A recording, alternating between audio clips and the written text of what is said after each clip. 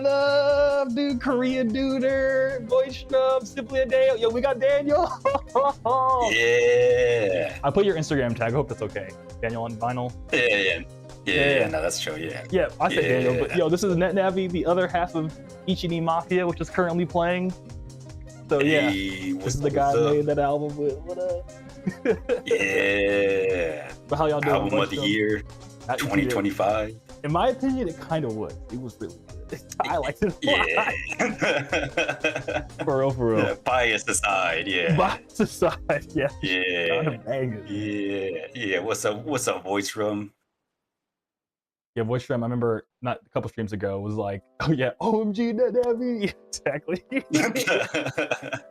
Hell yeah.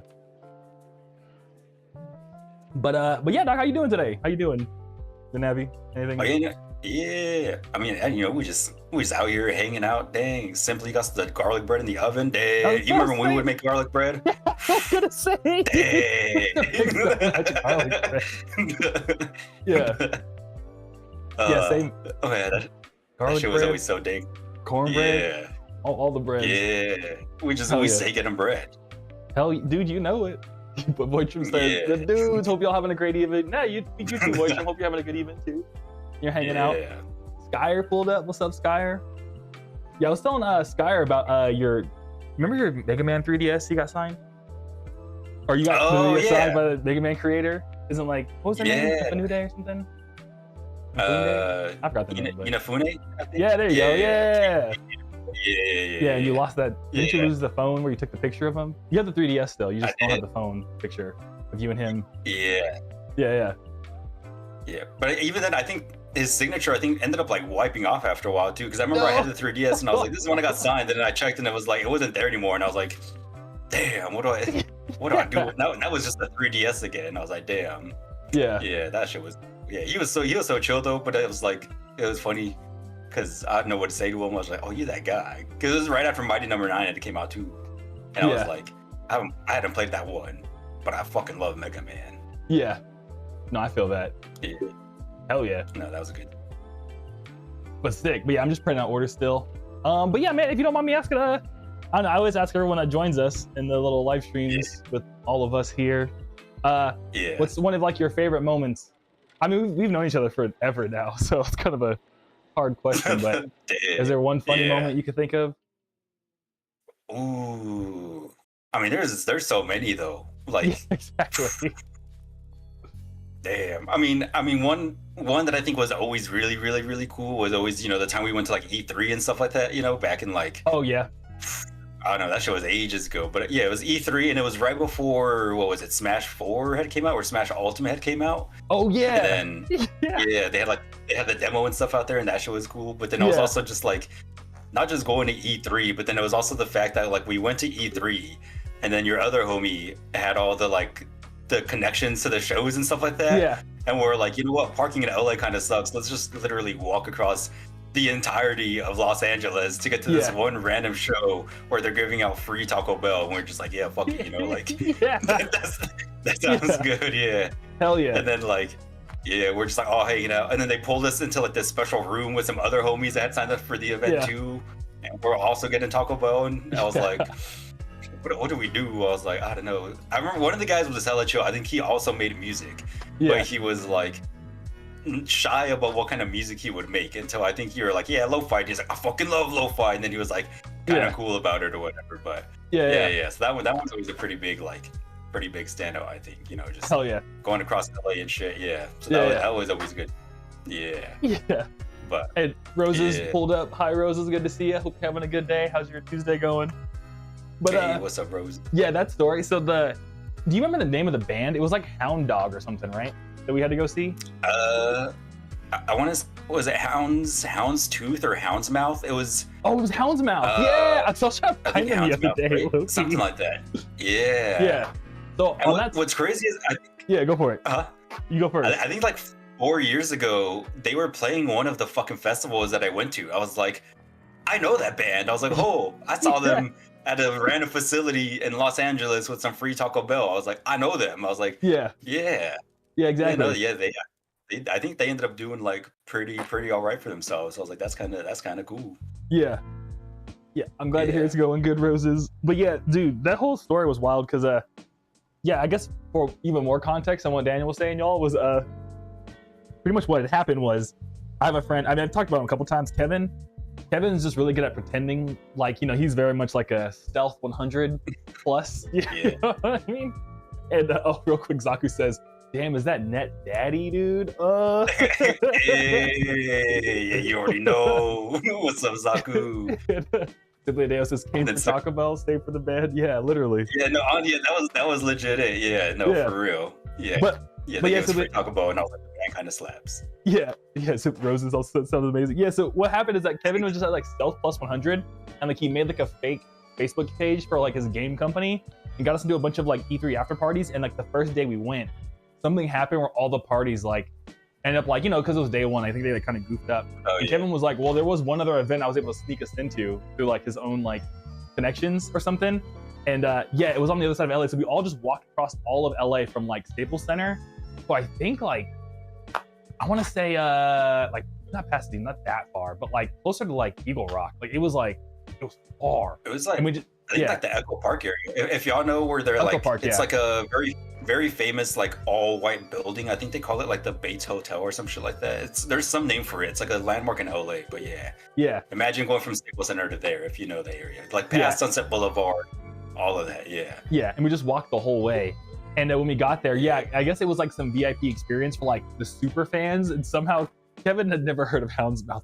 Somehow he got us free tickets to go see them live. And part of it was like a meet and greet with the band. And I remember me and NetNavi were in college, and we had one friend that came with us that was like just working at an Amazon warehouse. And the drummer was like, oh, you fucking college kids, oh, you think you're so smart, yada, yada, yada. And then he looked at my buddy Emmanuel, and he was like, see, you gotta be more like him. He's a working man. And like the drummer was just like talking mad shit to me and NetNavi for some reason. And then after that meet and greet, like literally they had Taco Bell like pop-up food trucks, and they just gave us all free Taco Bell. And they were like, and because you're VIPs, you get to be in the Taco Bell VIP section. So we were just watching this like country band eating Taco Bell. It was like the most random day ever, dude. But yeah. And then they had us do like fucking shirt printing, like screen printing or whatever too. Like it was like special. It was like it said the band name plus like Taco Bell or whatever. Yeah. There's like a fancy ass like photo thing. They're like, do all of this, and I was like, all right, cool. Yeah. Like, I don't know. We just here, Yeah. And Voidship says LA sounds so wild. We never get free Taco Bell at our shows on the East Coast. Honestly, Voidship, it's not like an East Coast West Coast thing. It just happened. It just was a random thing. That's insanely sneaky. It was but it was more just like Kevin. He would just go on Eventbrite and just look up events. Like if he knew big people were flying in for an event, he would go on Eventbrite and just find what events he could like get a free ticket for. So it wasn't that he was like doing anything illegal or sneaky. He just happened to see, oh hey, there's like a free event that popped up on Eventbrite next to and like he would just sign up for him because he was like, I don't know. So it was pretty sneaky. It was more just like it was clever. You know what I mean? It was a master class on like how to network essentially. Like if you wanted to learn how to network, you would talk to Kevin and he would be just like, just do this. You'd be like sick. Like if you want to get anywhere, talk to him and he'll let you do it. And it was just like, and I think there is a certain amount of like roll Rizlux, you know, that you got to get because you got to like send some emails and talk to people to get on the list too. Like I remember at one point, the first day, I think we had also gone to like this after party, and they were like, "Yeah, like what do you guys do? Like what kind of company are you or whatever?" We're like, "Oh," Kevin was just like, "We're a game company," and then we had started like on the spot had to spin up a clever like pitch of like what the game was. And I think it was when you're making Super Punch Legacy, and it was just like, it's just like it's a fighting game, like this is cool, you know, like like he does the coding, he does graphics, I do VA or whatever, like that kind of stuff. Like the guy I still get emails from that guy too every now and then where he's like, check out my like catalog or like whatever, and he's just like he's like, we should network, like we'll make a game together. He's like, we'll program, he's like, we'll help you publish. And I was like, all right, sick, like he's like, you got a card? And I was like, no, I don't got a card, we're still, you know, a startup. And he's like, oh, for real? Like, well, here's my card, you know, like you know, like that kind of stuff. Oh, I love that. You just gotta talk to enough people, you know, throw enough darts, you know. Eventbrite, if it's a free event, what is a hurt, you know, like you just throw your email in there, maybe get free Taco Bell and go to a show with a premium experience or whatever. So, Yeah, exactly. Yeah, Rosa says, yeah, clever is the better word. I had no idea it was possible till today. Yeah, I don't know how Kevin figured it out, but yeah, exactly. It was just like, huh? But yeah, to this day, now Kevin's hella into like stocks and Pokemon cards, and he's kind of crushing it, low key. Oh yeah, those that's one and the same. Yeah, I mean, pretty much, right? Yeah, these days. Yeah, I remember it's Kareem, NetNavi, but yeah, Kareem is like I guess. Oh, my music stopped. Oh no. Where'd it go? I mean, I just gotta press play. There we go. I just noticed. My bad, y'all. I'll put on my Ichi Ni. Well, here, let me find Ichi Ni song. Press play. There we go. Boom. It's gonna shuffle, but anyway. There we go. I got music back. I'm sorry, y'all. But and Logan pulled up and says, "I've never seen you do a collab stream." Yeah, we've done a couple so far. But this is NetNavi. They worked on this album with me. Yeah. And, okay, Logan knows. Yeah, hello, both Ichi Ni Mafia dudes. Yeah, dude. Yeah. See, yeah. That's us on the cover right there. Damn. Yeah. Loki, that's a really good story too. That was a whole experience in its own too. Just going out there and just shooting, getting shots for the Ichi Ni album cover in general. Like going to the fucking subway station. Like that was a cool ass subway station too, or whatever. Like the metro station. Like going there. Taking photos and then like being like, oh yeah, these are pretty sick, like lining them all up, and then eventually like the fucking staff coming up and be like, yo, like this is cool, we like what you're doing, but you can't really do that here, you need to get a permit. And we're just like, but you don't need to get no permits, it's online, like we're good, like this public property, like his taxes pay. Yeah, exactly. And just like like they obviously were just there, like they were chill about it. At least they're like, we don't want to like get in trouble with our boss, like our bosskies, like cause they gave us like a bit of more time, and they're like, we'll just come back later, and we're like, all right, sick. Then afterwards, they obviously were just like, we just don't want our boss to get mad at us, we don't want him to get us in trouble or whatever, like he already saw on the cameras, all right, whatever. So so then I remember we dipped there and then went to the plaza where we took these shots for this cover. And we're like, just like going through all the different shots, finding all the different like backgrounds around it, because that plaza in general is just fucking cool. Like it was just like so much cool, like neon lighting, very 80s, very like 90s, very just like they haven't touched any of the architecture in like fucking 30 years or whatever is what it looked like. And I was like, this is sick. So I think it was like the perfect vibe, I think, for the Ichi Ni aesthetic and for the first cover. So that was dude. Yeah, and it was just a fun weekend, dude. That was just a cool ass time. Yeah. And then Roses likes Bella Network. Thank you, Roses. Glad to hear you like it from us. And and Logan says the cover is so worth how long it took for the shots, but I actually just remembered how I got into it today. Okay, sick, dude. Yeah, I'm glad to hear you you think the cover like was worth the effort. It was also kind of funny too, because the person that kicked us out was actually a mutual friend of a friend. So that was also kind of It was like, dang. It was Newport's old roommate, funnily enough, who I've mentioned a couple times. Newport's been in chat a couple times. It was their old roommate that happened to be the person that kicked us out. We were like, wait a minute, we all know each other. Why are you kicking us out? And then Rosa, oh my God, Rosa says that's cool. I like when location has that vibe. Yeah, exactly. It's just when it has that like never been touched, because a lot of Arizona is old, so a lot of it is just like never been updated. But but the fact too that like the neon lighting works as well as it does there too, like that's really like it sounds like they're at least upkeeping that part. Like I don't know how long the lighting lasts. I'm not an electrician. Electricians in the chat rise up, but like that shit. It's been preserved. Like they've obviously like paid attention to the lighting there, and like that makes it even better too. Like someone was just like, we got to keep that. Yeah, definitely. And Logan says, I love the little 1-2 PlayStation style album thingy. Thank you, Logan. Yeah, I think when we were coming up with the idea, I was like, me and NetNavi were like, should be kind of like PlayStation-y themed. I just found like a random 3D modeling app on my phone, and I like made it, and I took a screenshot, and it worked out. But and I think it was like first try too. You like sent it, and I was like, that shit goes hard. I was like, that's cool. Dude. What was your favorite song from the Ichi Ni album, NetNavi? I mean, I think Roses Are Pink kind of fucking nailed it, because I remember when we were working on it and I kept listening to the album over and over. I was like, you know what? I think low-key, Battle Network is my favorite. Oh, well, thanks, man. I appreciate it. So, Battle Network and The Garage, I think, are always my favorites. But as I listen to the album more and more, oh shit, Boystrip, thank you. What's up, Boystrip? Hell yeah. Yeah. Oh, and what's up to Trash Camel too? What's up? Oh yeah, Trash. Oh, that's Becca. Remember Becca? You said with Crystal all the time. Oh yeah. Oh, that's what's up. Yeah. How you doing? Thanks. Good to see you. Hope you're doing good. Yeah. I hope that's not. That's not doxing. No. I hope not. I don't know. I mean, it's his first name. Yeah. Yeah. And then Yeah, so Logan's... I think like Battle Network, The Garage, Unagi, I think are my favorites too. Unagi grows on me the more and more I listen to it because the bass on that one, bro. Yeah, dude. Crazy. Yeah. Hell yeah. Yeah, and Happy New Year to Voidsham. Thank you, man. I appreciate the subs, dude. And Happy New Year, Voidsham. Yeah, Happy New Year, dude. 2026. But Logan says I actually switched to distributors to what Kanye used, Label Engine, at the same time he did, but they kicked him out for something and they started going me to, oh dang.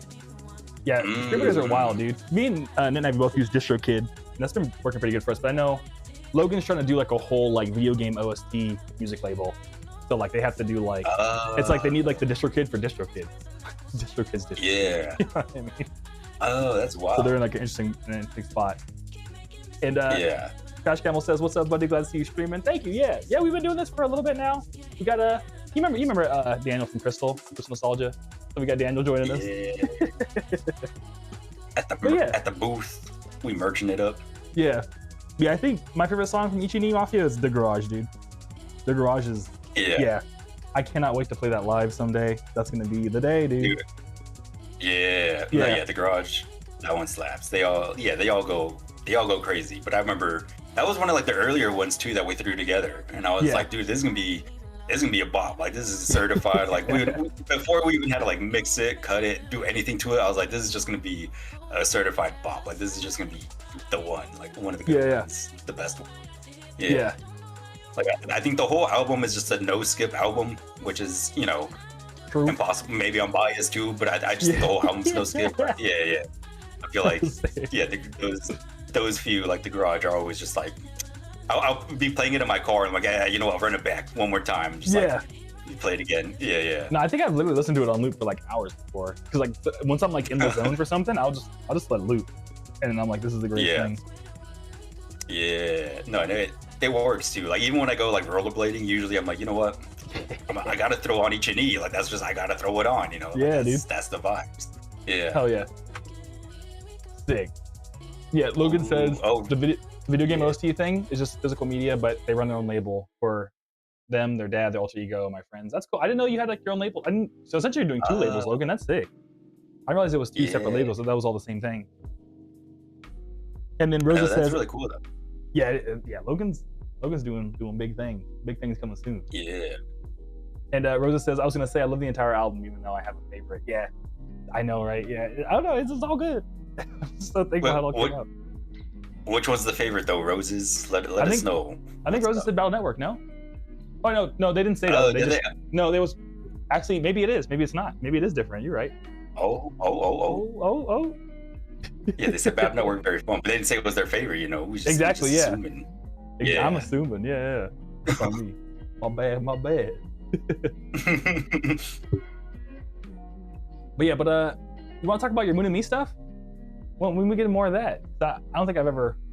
Have you ever talked about it publicly anywhere other than just like dropping it? No, I don't think so. Besides just dropping, I don't know. I think the Moon and Me is a very, very like undercover project. Very. Yeah. Because it's so drastically different from NetNavi too that I feel like you probably wouldn't guess that they go together. Aside from like the few before I started Moon and Me, I think I released like 2 tracks under NetNavi that ended up becoming Moon and Me songs anyways. Like I was just like, no, these are not NetNavi music anyways. But the other project is Moon and Me, and that one is more of like indie rocky, surf rocky kind of like, I don't know. Lately it's more like the surf rock, like West Coast, I don't know, punk kind of stuff. Just like shit that's like really fast, really fun, which I think was also influenced by doing Crystal Nostalgia and making Ichi Ni Mafia, because I was like, I love this like more upbeat, like danceable, movable music that we're making, you know. So then I was like, you know what, I just want to take that everywhere else and just like always make shit that's just like bumping and makes you want to be like, yeah, you know, like let's have a good time, you know. So yeah, I think the Moon and Me is like that, but incarnated in like an indie rock kind of surf rocky kind of form. Yeah. Yeah. What are some of my favorite Moon and Me songs? Oh, Roses Are Pink says Battle Network, Thunder Breathing, and The Garage. Yeah. All right. Yeah. So we got a couple. Yeah. Nice. Yeah. Thunder Breathing is an OG classic. That's one of the first, I think, first Ichi Ni's that got put together in general. Like, yeah. Hell yeah. Yeah, I think my favorite Moon and Me. Yeah. Thank you. Yeah. Honestly, I think Thunder Breathing was my #1 song last year on Spotify. If I'm not mistaken. Oh, was it? Oh, yeah.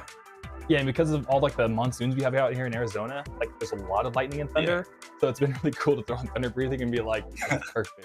You know what I mean? Yeah. No, that's sick. I like that. Yeah. But yeah, if y'all have a second, or if you're watching the VOD or anything, what's it called? Look up The Moon and Me on Spotify. My favorite songs of your stuff is Can't Keep Up, Super Effective, Slowest Death, and Sage. I like Sage a lot. Oh, yeah. But yeah, it's very like more indie rocky stuff, but low key, you'd be surprised, NetNavi, a lot of people who make music that I talk to in the Kaiju Club also make like their own indie rock stuff. Like there's someone named Carswell that came to the first stream, and they have a song called From a Stone. It's like, I think I sent it to you maybe. And also Pi Day, I have one of their shirts. Actually, I have a picture of them. They're like literally a Midwest emo band from Iowa.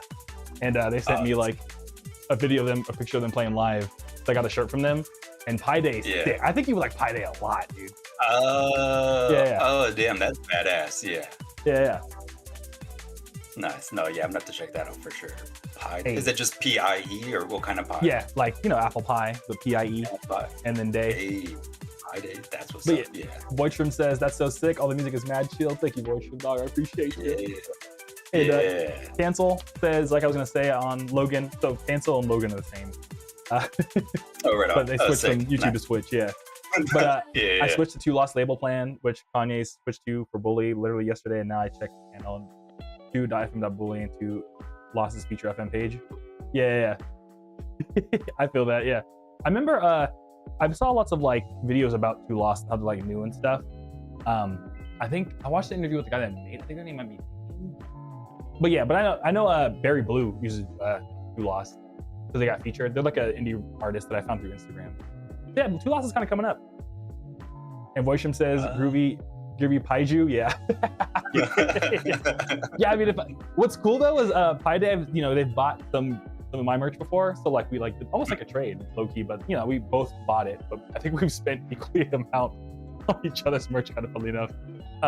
So that's a bunch of Groovy Kaiju stickers, and now like in theory, there's a bunch of like Midwest venues that have my stickers put up because every time I give them stickers like, bro, I'm gonna put you on the back of the venue. So there's a bunch of venues with Groovy Kaiju stickers across the Midwest now.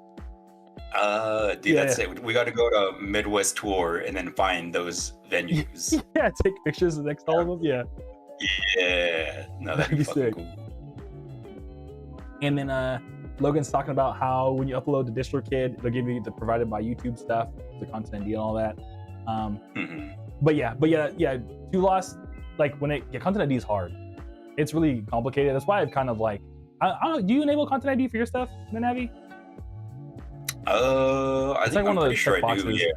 Okay, cool. Yeah, I think I'm just like, might as well, right? Yeah, I mean, true. Especially because everything you're doing, like especially like the Moon and Me stuff, is all like completely self-produced, so like there's no, you don't have to worry about it getting caught up with anything weird. Yeah, exactly. Yeah. So 2, 3, 4, 5. Okay, we're shipping out 5 vinyl today, by the way. Since last night, we got 5 vinyl orders. That's pretty good. Which vinyl is it? Monster Tape 0, dude. Hey, the that's one, a good one. Only. Yeah. But yeah, and then Voidstrom says, that's so tough. Speaking of stickers, be on the lookout for your PO box. I'm sending out some slabs. Hey, dude, thank you. I appreciate it, Voidstrom. Yeah, I was just there today. In fact, I mean, I don't mind sharing the secrets because I got the demo CDs for what I'm announcing tomorrow on Instagram. You'll see it. The new Game Plus edition. Live on the stream. Y'all saw it first. I mean, you can't see it that well, but Let me see if I can get closer. Secrets. Yeah, because y'all are here, dude. It's coming. We're almost there. End of the month. New Game Plus. When you beat the game and you start over, yeah, get the New Game Plus edition of Groovy Kaiju. Exactly. Yeah, I even made like the little trailer. Like, I mean, you'll see it tomorrow, but it's like a CRT with the old album cover animation on it, and then it's like after like kind of like, you know when you like beat a game and it's like, these are all your stats, and it's like new challenger. I kind of did it like that, where it's like after like thousands of albums sold and a million streams, you unlock something special, and then like from within, the new design pops through the screen, and it's like Groovy Kaiju. Nigga, it looks. I was like, yo, I didn't know I knew how to do graphic design. Who would have thought? Yeah. You know what I mean, that's gonna be fucking sick. Yeah. Wow, I'm pretty hyped. But thank you, Super Hideo, Roses, Voice Show. I'm glad y'all are hyped on it. And Skyr swag. Hell yeah, dude, Skyr. Yeah. And then cancel. Talking about the sampling of feature funk content. Yeah, exactly. Content ID becomes an issue when you sample stuff. Yeah. And yeah, thank you for the let's go on the album too. Cancel, I appreciate it. Or Logan, cancel. And yeah, talking about mechanical keyboards. Yeah, Cancel's like a big mechanical keyboard collector. Yeah. That sounds like it'd go crazy. Yeah. Or with on the vinyl projects and stuff like that to design a custom board. That would be fucking sick to have like your own custom design mechanical keyboard too. Yeah. That would be sick. Yeah, I went ahead and like a couple of streams ago, Logan was saying like I should make Groovy Kaiju keycaps, and I have it written down on my notes. So it's something I'm gonna try to look into. Cause that'd be sick. Hey, yo, MLG Ben, dude, Major League Gaming Ben. What's up? Good to see ya. Thanks for grabbing my album last year, man. I'm glad to hear that you're feeling all the tracks on it. I appreciate it. Bro, still signing. Dude, you know it, man. You've been signing everything, dude. I sign it all, man. For real. Yeah. And oh shit, yo, James. Thank you, James. From James. I appreciate you, James. If you're watching, James, let me know. I'll pack it right now. But yeah, what's it called? So, any music you've been listening to lately, NetNavi, that you're like hyped on? Let me think. What's the newest stuff I've been listening to? I know you like Sex Germs, right? They're like a punk band. Yeah, Sex Germs. Yeah, I was their #1 listener last year. That was really cool. I mean, they're not like that big, but in the whole, like out of all of Spotify and all of the world of Spotify, I was their #1. Yeah, I was like, damn, that's crazy. Yeah. I don't think they even have more than 1,000 listeners on Spotify. So, but even then, so like out of 1,000, they have 313. So it's like, yeah, I guess out of 300 people, I was the #1. But they're one that I've been bumping a lot, just because I don't know, especially when I'm working, It's like I just need that fast shit to just hit hard so I can just get through everything and like not fall asleep, or just like not fall asleep, but just not be bored. I'm just like, I need this shit to go hard, just like fucking slap. So Sex Germs, if you like hardcore punk, I think that's really good kind of stuff, like up your alley. They're from like the UK and everything, so I'm like, if I go to the UK, I want to catch one of their shows. That would be sick. Hell yeah. And real quick, I'm gonna hydrate for Voidstrom. And MOG Ben says 2 years ago, would love to make music with you. Yeah, if you want, send me an email. I'll admit I've been hella busy lately.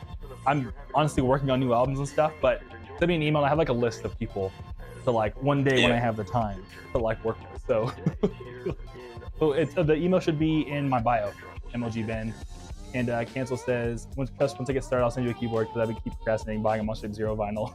No worries, dude. I won't even the time, no worries, but hell yeah, dude. I'm super stoked to hear Logan. I appreciate it. Yeah. And MOG Ben says, almost trying to support more, dude. Again, I appreciate it, man. Real, thank you. Emotion with the MOG track would go crazy. Yeah. But yeah, so Sex Germs is one of them, right? And then anything else lately? Yeah. Sex Germ, Chicano Mosh, that's a classic. I like, those them boys. They got that like West Coast surf rocky kind of vibe, and they're from the IE, so that's always what's up, So and they do a lot of like really, really good shows too. Like they do hella shows out here in like SoCal and stuff. So their stuff is just like a lot of fun in general to go catch live. Yeah, I think usually they play like Riverside and Santa Ana and all that kind of stuff, and every now and then they'll make their way out towards like LA. But no, they fucking slap. And then Snooper, of course, too. Snooper's like another Snooper, dude. hella fun. Yeah. They got the little homie right here. I don't know. I was like, I ain't gonna publicize them. They gotta pay us for free publicity, but I was gonna show them off. But I was like, oh, hold up. Yeah, Snooper, I mean, my musicians. people, you know. Yeah, why not? Yeah. Yeah. But they got the fucking. Hey, they got the I haven't even seen it yet. No. Yeah, that's cool, dude. That looks. Yeah, no, he's fucking sick. Yeah.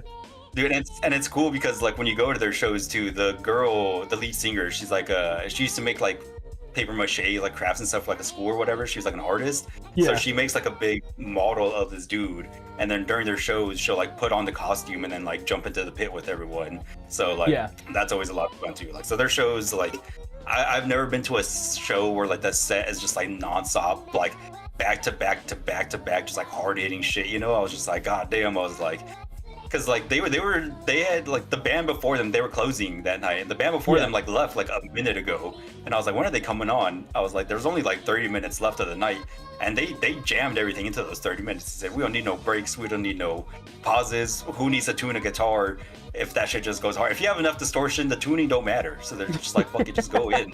Like so they're a lot of fun for sure. Hell yeah. Yeah, that's sick, dude. Yeah, you what's it called? Let me catch up on chat real quick. I have another question for you, actually. Yeah, go for it. MLG Ben says, been producing for years now as a hobby, but I don't know a good producer name yet. But maybe MLG. It should be cool. Maybe MLG Ben as is. What do you think? Dude, I like MLG Ben. MLG Ben goes hard. Yeah. If I was going through a playlist and there was a name called MLG Ben, I would be like, that's who I wanted to listen to. They make MLG music. That shit's crazy. Yeah, exactly, dude. We're not just saying that. Like honestly, like if I for real saw like a playlist and it was like I'm gonna click on MLG Ben. That's I don't know. It's cool. I can already imagine the Spotify profile. I don't know. Spotify profile. If it came up on my YouTube, or if it was on a mix on YouTube and I was looking at the artist names featured there, I'd be like, MLG Ben sounds cool. Like exactly. That one's crazy. Yeah. And then Logan said they're gonna try to subscribe with Amazon Prime. Thank you, Logan. Yeah, I don't know if the whole Prime family how that all works, but hopefully, hopefully. Oh, and Simply Adele says that it should, so hopefully it does. Yeah, thanks for the assist there, Simply Adele. I appreciate it. But yeah, sick, dude. But the thing I was gonna ask is, so you go to like a lot of shows, dog, like a lot. Do you have like any favorite memories from shows you've been to recently? You go to a lot of like hardcore shows, especially. So those are like kind of. They do be getting kind of wild. Yeah. I'm trying to think what are some like the tops or whatever, especially like because I've been to a lot over the years, you know. Yeah. I'm trying to think like what was the more recent that was like fun to go to. There was like I mean like last year in general. I mean just the Snooper show was like a lot of fun just because it was crazy, and it was also just what made it more fun was that I was just so damn exhausted because we had also gone to the Ren Fair that morning. Thank you, Logan. I appreciate it. Yeah. I bet it worked. But you just got to the Ren Fair, and that show was like exhausting. Yeah. So we're like at the Ren Fair in the sun. We're out there drinking. And I started to come back, and I was like, nah, I gotta go to this show. So that made it more like surreal. So that was a lot of fun, and it was at the Lodge Room too. So it's like not a very big venue. So like to imagine a pit at the Lodge Room, it's like basically everything up to the bar is pretty much a pit. So damn. Yeah. So that's pretty. Yeah. But also. Oh, you got the goal. Oh, you the sub goal? Hey, let's go. Who would have thought? Dude, we started streaming like a month ago, and now we're hitting goals? What the heck? Yeah. That's what's up. Hell yeah. And Rosa says, gold mitt. You got all the animated. You got the fucking groovy kickflip emoji? That's crazy. I got animated everything. Yeah. That's fucking baller. Damn. Yeah, so everything on Lodge Room was a pit. Yeah. That was kind of funny. Room, I sped it up because the gift can only be so long. So it's like me, you, and the back. I'm just like wild. Yeah. No, that's what's up, yeah. But yeah, Lodge Room shows a lot of fun. When I saw Joyce Manor at the Palladium, that was a lot of fun too, because that's I think one of the bigger venues that I've been to. It's funny because I'll tell people, I'll go to shows and they're like, "What's the biggest venue you've been to?" I'm like, "The Palladium." They're like, "That one's small." And I'm like, no, I don't know. I usually go to like small ass, like the cap is like 200 plus like 200 to 300, you know, whatever, like those kind of venues. So when I go to the Palladium, I'm like, that shit's crazy. But yeah, Joyce Manor there at the Palladium was crazy. Like it was the anniversary of their album, one of my favorite albums, because it's the one that has the song that sounds like it says "Suck a Titty" by the ocean, but that's not what it says. Yeah, that's what it says. Yeah. But yeah, that was cool. And then like Mark Hoppus came out and like played a song with them and all that kind of stuff. And like the entire like the Palladium show floor is like fucking big, and that one was an entire pit too, because like the dude was like, "Oh, like yeah, I remember I saw one of my first shows here. I saw Rancid. Like literally, the floor was a pit." And he's like, "It would be my dream to do that too." And so everyone was just down as fuck. So like the entire floor was just like one big ass circle pit. Like that shit was lit. But damn, never have I ever smelled a more smelly ass room in my life. You know, like that shit was just sweat, beer, weed, and cigarettes. Like, you know, just a like it was. Yeah, that shit was fucking cool. Sounds like a good time. But yeah, Voidstrom, ooh, Joyce Manor, yeah. Catalina's fight song, I think, is for sure one of my favorites. Chumped is a good one, just because I feel like that's a classic. And then their cover of, what is it, TV Killed the Radio Star, that's a really, really fun one too. But yeah, Sunken City, yeah, you know, yeah. It's supposed to say Sunken City, but that's not what I first heard, and that's what we stuck to. Yeah, so yeah. Logan asked real quick, super unrelated, but what are your opinions on no-code web builders like Framer? So, don't you have how many years of computer engineering do you have? Half a semester, right? Or one semester? Numerical from Emma. Half a degree, so like two and a half of computer engineering. Yeah. So NetNavi has like, I think like 90% of a psychology degree and like 50% of a computer engineering degree. So they're like a computer psychologist, like to call them. Yeah. But thank you, Emma. If you're watching, let me know. I'll back your order.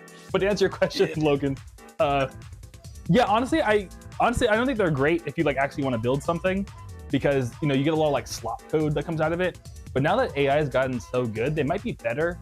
So I don't know. In the past, they were kind of like only good for like business people who wanted to like build a proof of concept. But because of AI stuff, I think maybe it's worth trying now. But at the end of the day, I think a human programmer is never gonna.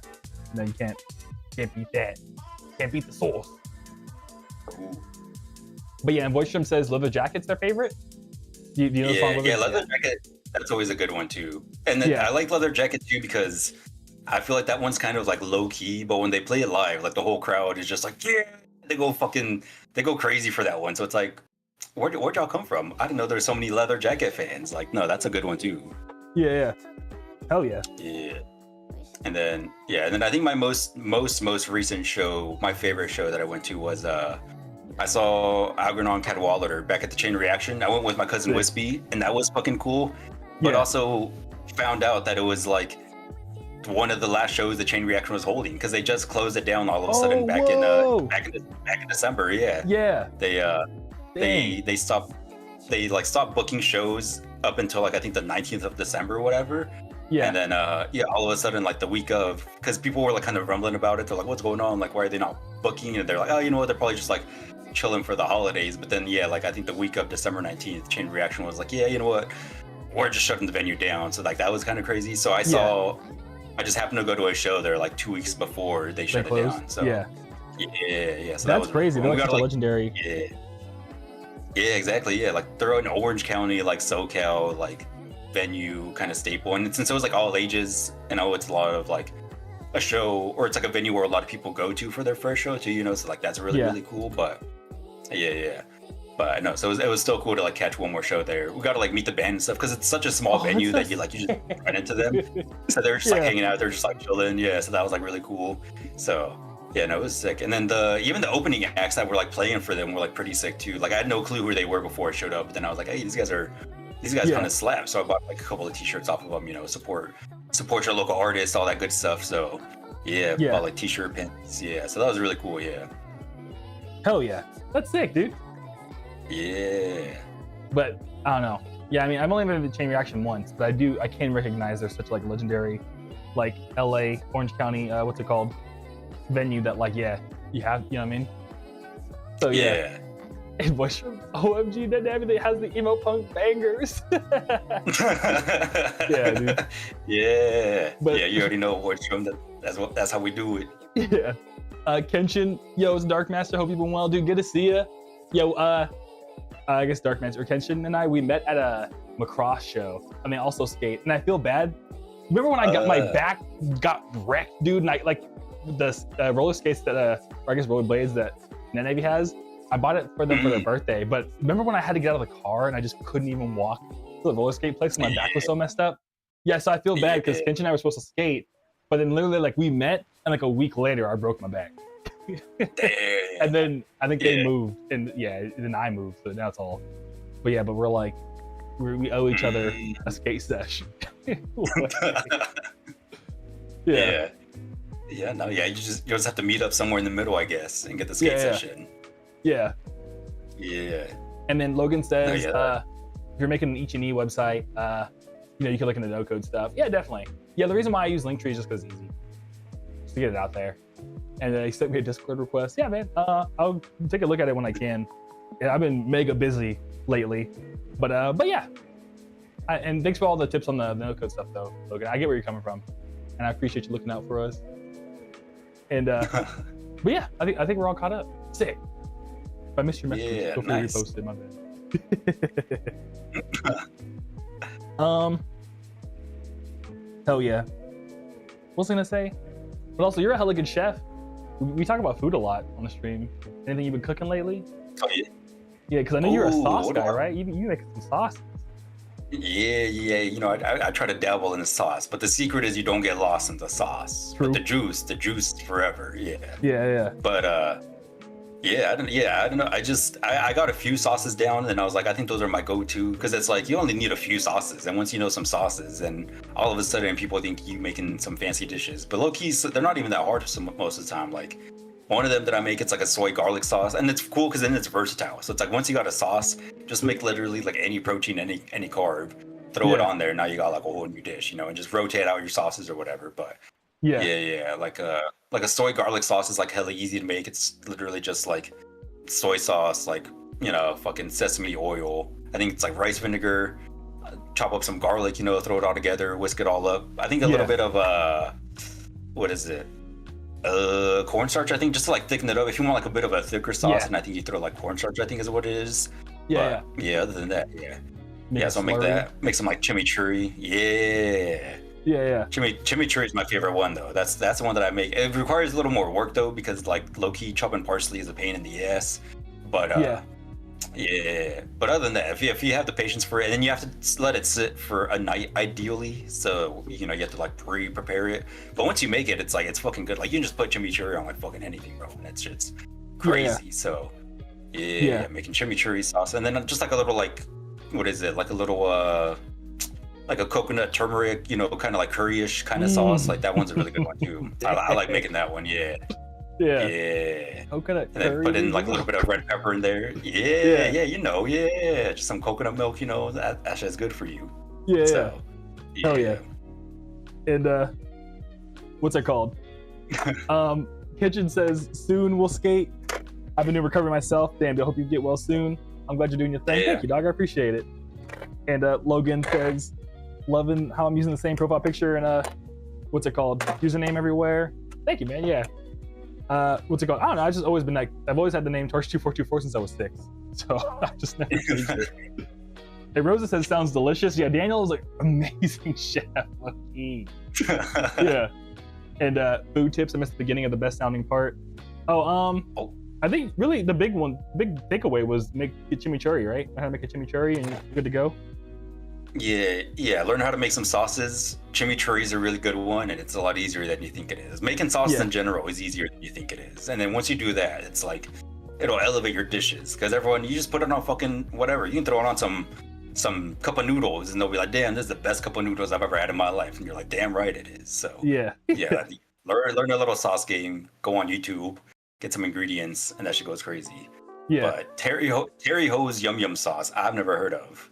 I haven't That either. sounds. I was looking at that too, and I was like, huh? Yeah. What's up with that one, Voidstrom? Describe it? Is it like a soy sauce? What is a yum sauce? That shit sounds dank. Yeah. Do I gotta look this up when I rewatch the VOD? Yum sauce. Yeah. I'm so down to look up yum sauce. Yeah. But Skyer says, speaking of cooking, I got a bunch of deer meat that needs cooking.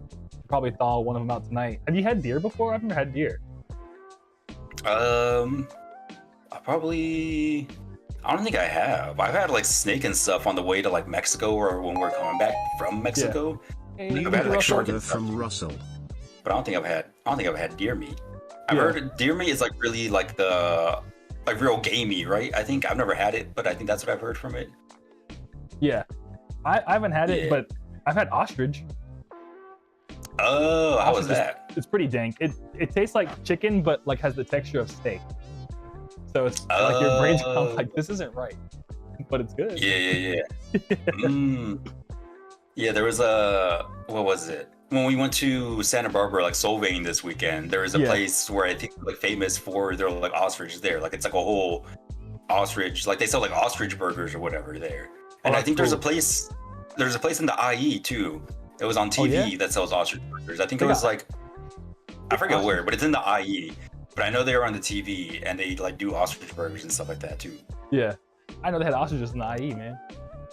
That's what I'm saying. I was like, where do they even get the ostriches from? They're hiding in the hills, dude. Yeah. I was like, those are some big ass birds. They're kind of hard to miss, but yeah, no, them ostriches, they just pull up. Yeah, Wisham says the yum sauce is the yellow pink sauce they serve you at hibachi. I'm gonna look this up. Yeah. When I rewatch the VOD, look up yum sauce. Yeah, hold on. Let me look it up because I think I've only been to like proper hibachi like once. Yeah, I've only been like once or twice, like as an adult, like old enough to remember going. Yeah. So I don't remember. But Pension says venison's nice. They like deer. Yeah. Hell yeah. Creamy, slightly sweet and tangy steakhouse sauce. Oh, I like hibachi. Good tang, dude. Yeah. Hey, all right. Oh, is it? Oh, look here. It almost looks like Thousand Island. Is it like Thousand Island Voidstrom? Is that what it's like? I'm down for some Thousand Island on my hibachi. That sounds dank. Yeah, Thousand Island's always amazing. Oh wow, Skyer said last time I had deer on hand, I just stir fried it with mushrooms, onions, and peppers. Turned out pretty good. That sounds hella good, dude. Yeah, that sounds some deer really stir fry.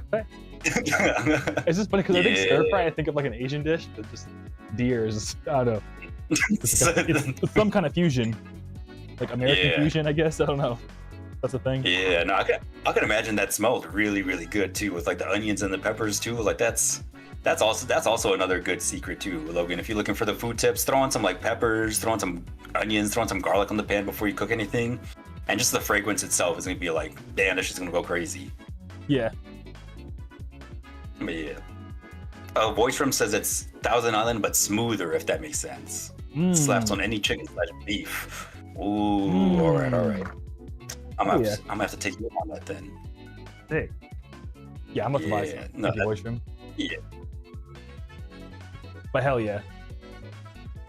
My bad. I forgot I had an Amazon package. I got my deck box for my Magic the Gathering proxy. Did I tell you about that? They got me back in the trenches, man. I have Vic got me to buy a proxy Magic deck. So essentially, if you want to get into like card games, you can. There's an app.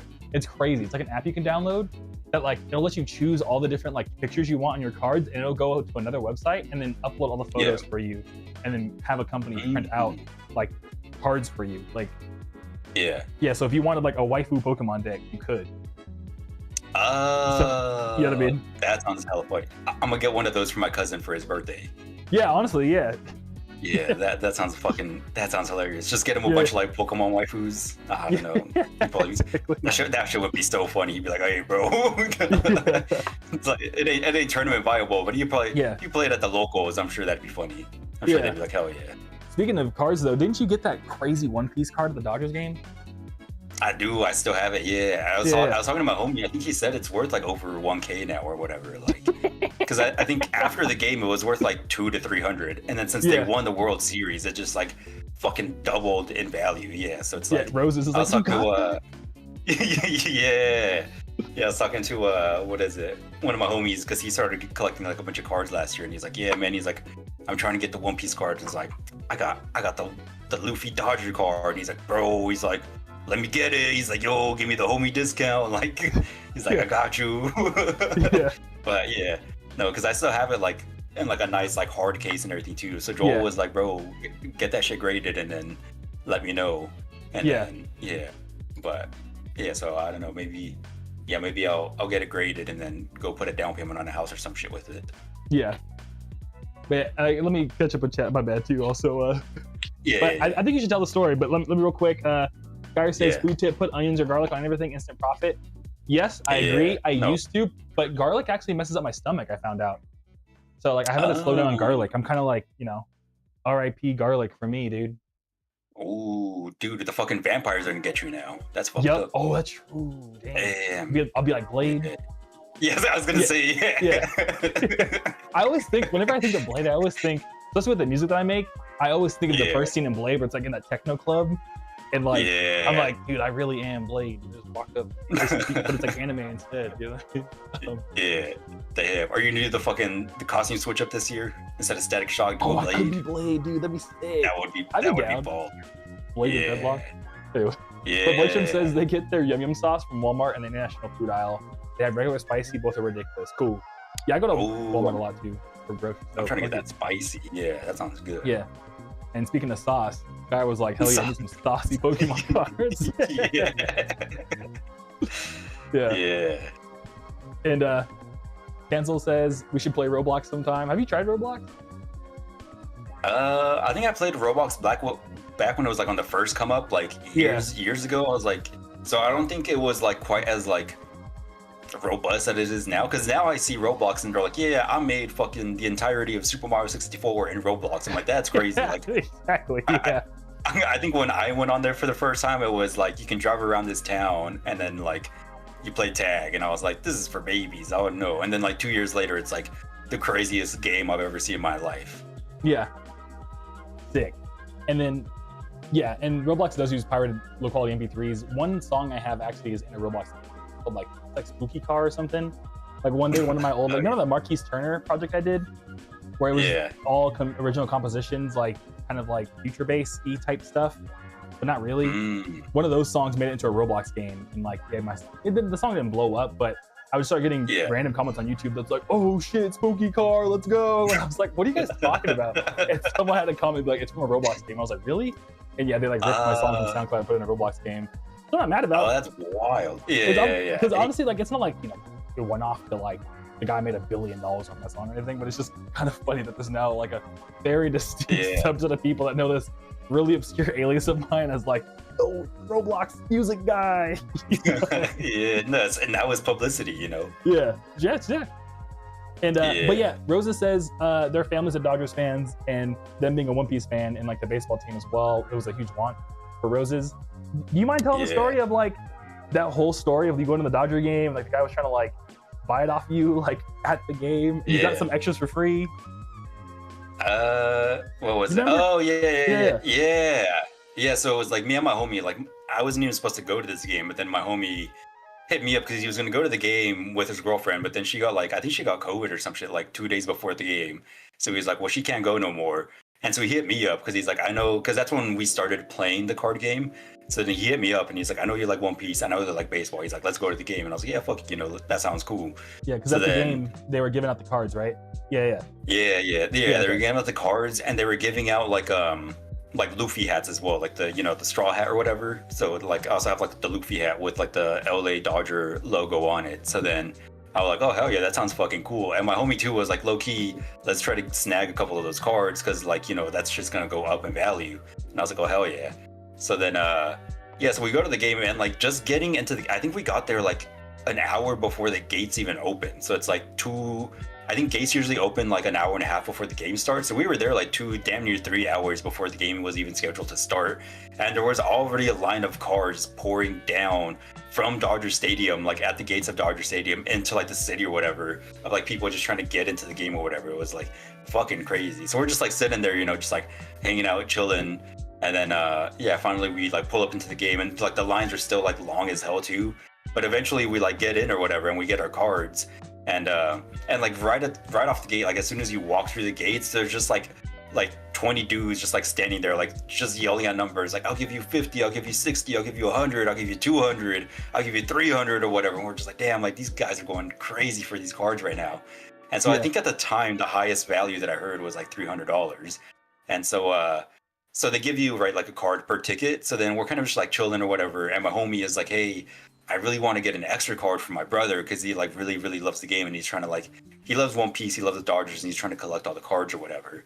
So then he's kind of like throughout the day while we're at the game or whatever, he'll just like talk to like random people that look like they don't care about anime, you know, like some of the older folks, and he'd be like, hey, like, you know, what's up with that card, you know, like what do you want to do with it? He's like, I just want to get one for my brother, like he couldn't come to the game because he's sick or whatever, you know. He was just like making shit up or whatever, just like making up stories to like try to get the card. And some people were like, oh no, like I'm actually here because I'm gonna like give it to my kids, or I'm giving it to my grandkids. I don't know what the card is, but I want to like take it to my friends. Or like some people were like, no, some guy would offer me $300, I'm gonna go flip that shit later on at the pawn shop or whatever, you know.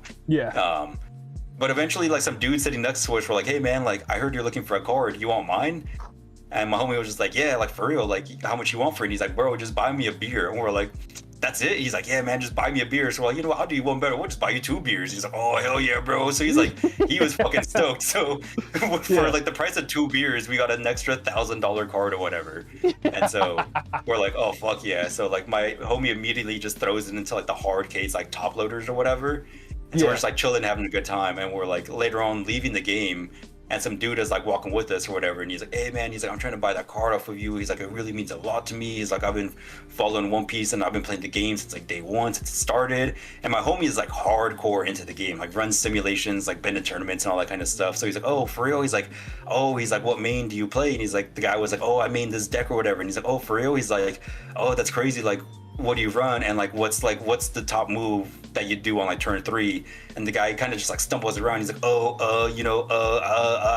I don't really know, I don't really play the game, I'm just trying to flip this card for a profit. And my homie was like, nah, fuck that, bro. He's like, I'm trying to save this card for someone that like it actually means so. And he's like, no bro, don't be like that. He's like, and he flips out a picture of like his binder that he has at home, and he's just like showing us like all the copies of like really high value cards that he's trying to like scalp off or whatever, like sell for value. And my homie was just like, no, like why do you think that's gonna make me want to sell you the card? Like you're just out here trying to like bank off of it, when there's people that are like genuinely delight the game and want the card for like, you know, for more like sentimental purposes. And the dude starts getting all like confrontational or whatever, and we're just like, you know, just like fucking around. We're like, oh yeah, you know, just like give us like $600 or whatever, which is like double what like everyone else heard. He's like, bet. And we're like, no. He's like, no, just go home, bro. He's like, just like we're not trying to sell the card. And so him and his homie kind of so like, I don't know, they kind of just start trying to like get a little confrontational. We're like, you know what, if you want to run it, we can run it. And they're like, yeah, man, I don't know, it's not that serious. Like, he was like, I was just playing, man. He was like, it wasn't that real. And I was like, all right, so then let's just go, like fucking drop it, bro. I was like, we ain't selling the card. I was like, we're taking that shit home. And he's like, oh man, he's like, oh, you gotta be like that. Yeah. And I was like, bro, we just said no. Like, no. yeah, exactly. Roses, no means no. Yeah. So then he's like, he's starting to like puff his chest out, and as soon as we like poked back a little bit, he's like, oh no, never mind. So so that shit was crazy. So then at the time when we first got the card, I think the highest value asking price was like $400 or $500. So since they won the World Series, that shit like has pretty much like doubled since then. It's been crazy. Exactly. I just love that story because it makes me think like they should make Dodger Stadium a level in like a fighting game or something. No, for real, that would be crazy. There, Tekken, dude, round one.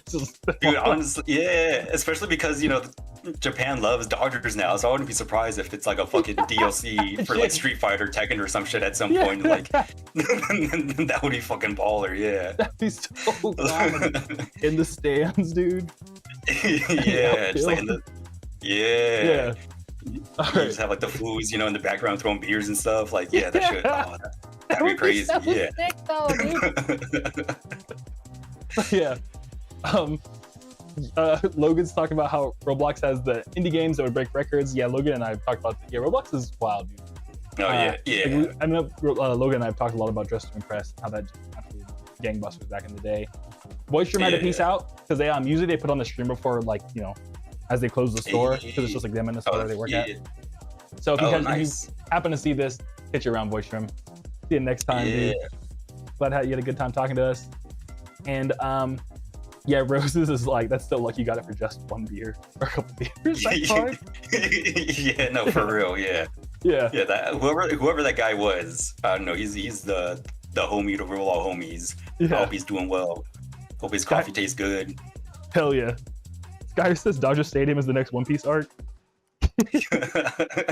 that's where you fight the final boss, I'm sure. Like, that would be crazy. Yeah, I mean, honestly, getting up to Dodger Stadium, I could totally imagine that just being its own like arc of trying to get the ship up there, dude, because traffic's so bad. Yeah. Yeah. No, for real. Yeah, exactly. Yeah. Yeah. And it'd be one of those like levels where like if you smack someone hard enough, you know how to like transition between levels. Like, that's what it'd be like. Like, you start on the street and then you smack them hard enough, you like end up in the parking lot, and then you punch them again. And now you're in the stadium. Like, that's a fucking level right there. Yeah. You got that computer psychology degree. You putting in work right now. Yeah. Tech and Street Fighter, hit me up. I got you. Yeah. And then Eli pulled up. Good to see you, Eli. How you doing? Eli does a lot of like really cool art. Oh, yeah, and they're working on a story called Realm Zero Hell Hero, which is Round Zero Hell Heroes. Realm Zero. Like, you're Realm in the realm. Zero. Yeah, you're in Realm Zero, and you're a Hell Hero. Oh, that's badass. Yeah, exactly, dude. Oh, that's fucking cool. And yeah, Rosa says that attitude of that scalper is why I nearly shed tears at a reseller taking people's requests to lower prices seriously, because they said they understand people wanting stuff for sentimental value. Yeah, exactly. Oh yeah. Yeah, Rosa's just like, it's wild that they do that. Yeah. It's like, if you're a scalper, just own it, dude. Yeah, exactly. You shouldn't be a scalper. Step one. Step two, if you are, at least own it. You know what I mean? Yeah. Especially like, when you try to like pull up and try to like play it off, where you're like, oh, this means a lot to me. I played the game, and then like fold immediately on your first bluff with zero pressure. It's like, damn, bro, that was it. Yeah. But yeah. But I heard it's getting a little bit better with some of like the cards. Because there was also hella reprints, so I guess that helped with the scalping. But even then, like, the really hard to find high value stuff is still like, now that stuff is always just gonna be rare, hard to find. Yeah. And Eli says, "Hey, thanks for introducing me. Hope you're doing well." Yeah, dude, we're doing good. Yeah, how are you? I forgot to even ask how you're doing. Yeah, how you doing, NetNavi? Yeah, how you doing, Eli? Well, how am I doing? Oh, I thought you said, yeah. You know, I'm just out here big chilling and shit. We having a good time. Yeah, we hanging talking out. About some One Piece, making fighting game levels. Like, it is a good time. Yeah, it was funny. I took you to Wolf House the first time, right? Nothing crazy happened. To Waffle House? Yeah, because that's supposed to be another fighting game level. Yeah. No, I don't think so. Nothing crazy happened, but the chef looked like he could squabble. Like, that's definitely. He had that vibe around him where he was like, there's probably nothing happening at this Waffle House because he's behind the counter right now, and he's like, nah, y'all don't want to mess with this. Yeah, exactly. Oh, and Logan asked, what's One Piece? You're the bigger One Piece fan. I think you would know. While you explain it, I'm gonna hydrate for Roses. Ooh, well, what is the One Piece? I don't know. I think they're getting closer and closer to finally finding out. Well, I mean, One Piece in general is an anime or manga/anime, but what the One Piece is itself, some people say it's conceptual. Some people say it's the homies. Some people say the One Piece is like a secret key to unlock a set of super weapons that like take over the world, essentially. Like, I don't know, man. The writer of One Piece, he like planted like little seeds and like secrets fucking like 1,000 episodes ago that are like just barely revealing themselves like right now or whatever, like hid little Easter eggs like hundreds of episodes ago, and like now they're coming up or whatever. Sometimes I want to poke into the manga because I'm like, I need to know the secrets, but I'm like, I think I'll just wait. Kind of like with Demon Slayer. I'm like, I want to know what happens with Demon Slayer, but I was like, I just gotta wait. I won't read the manga. I'll just wait. I'll see what happens. Yeah, exactly. Yeah, it's crazy. Season 1's coming to a close. Yeah, no, that was wild. Yeah, because they were like, "Oh, this is the end. This is the end of season 1 of One Piece." And no one was like, "Bro, 2,000 damn near 2,000 episodes later is the end of the season 1." Like, yeah, because I think now they're actually doing like a seasonal thing or whatever, where it's like, like all the other anime where it's like 24 episodes a season or whatever, and then take a break. Cause, yeah, those animators, they be grinding away at that one. Yeah. Kenshin knows. Yeah. The One Piece is real. Yeah, Eli says they're making Realm Zero Hell Hero a fighting game. You gotta make Waffle House and Dodger Stadium a level. Yeah. If you need level consultation, Eli, I got you. Let us know. Yeah. And we were talking about One Piece. Logan says I try to get into it. I watched it every day after school because people kept saying it would get better, but after 300 episodes, I just quit. Do you think? Yeah. Do you think it takes 400 to get into it, or 300 spare to say it's not for you?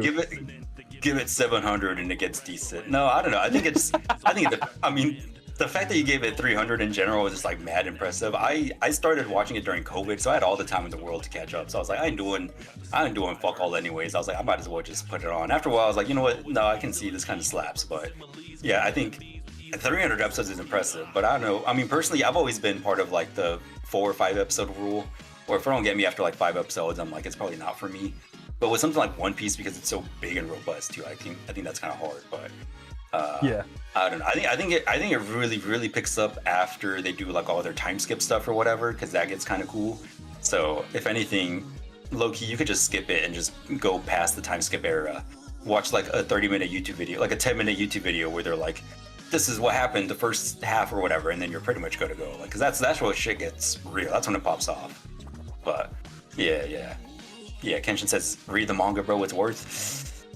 I might have to. Yeah, I might have to. You know the One Piece is real, so yeah. No, that'd be crazy.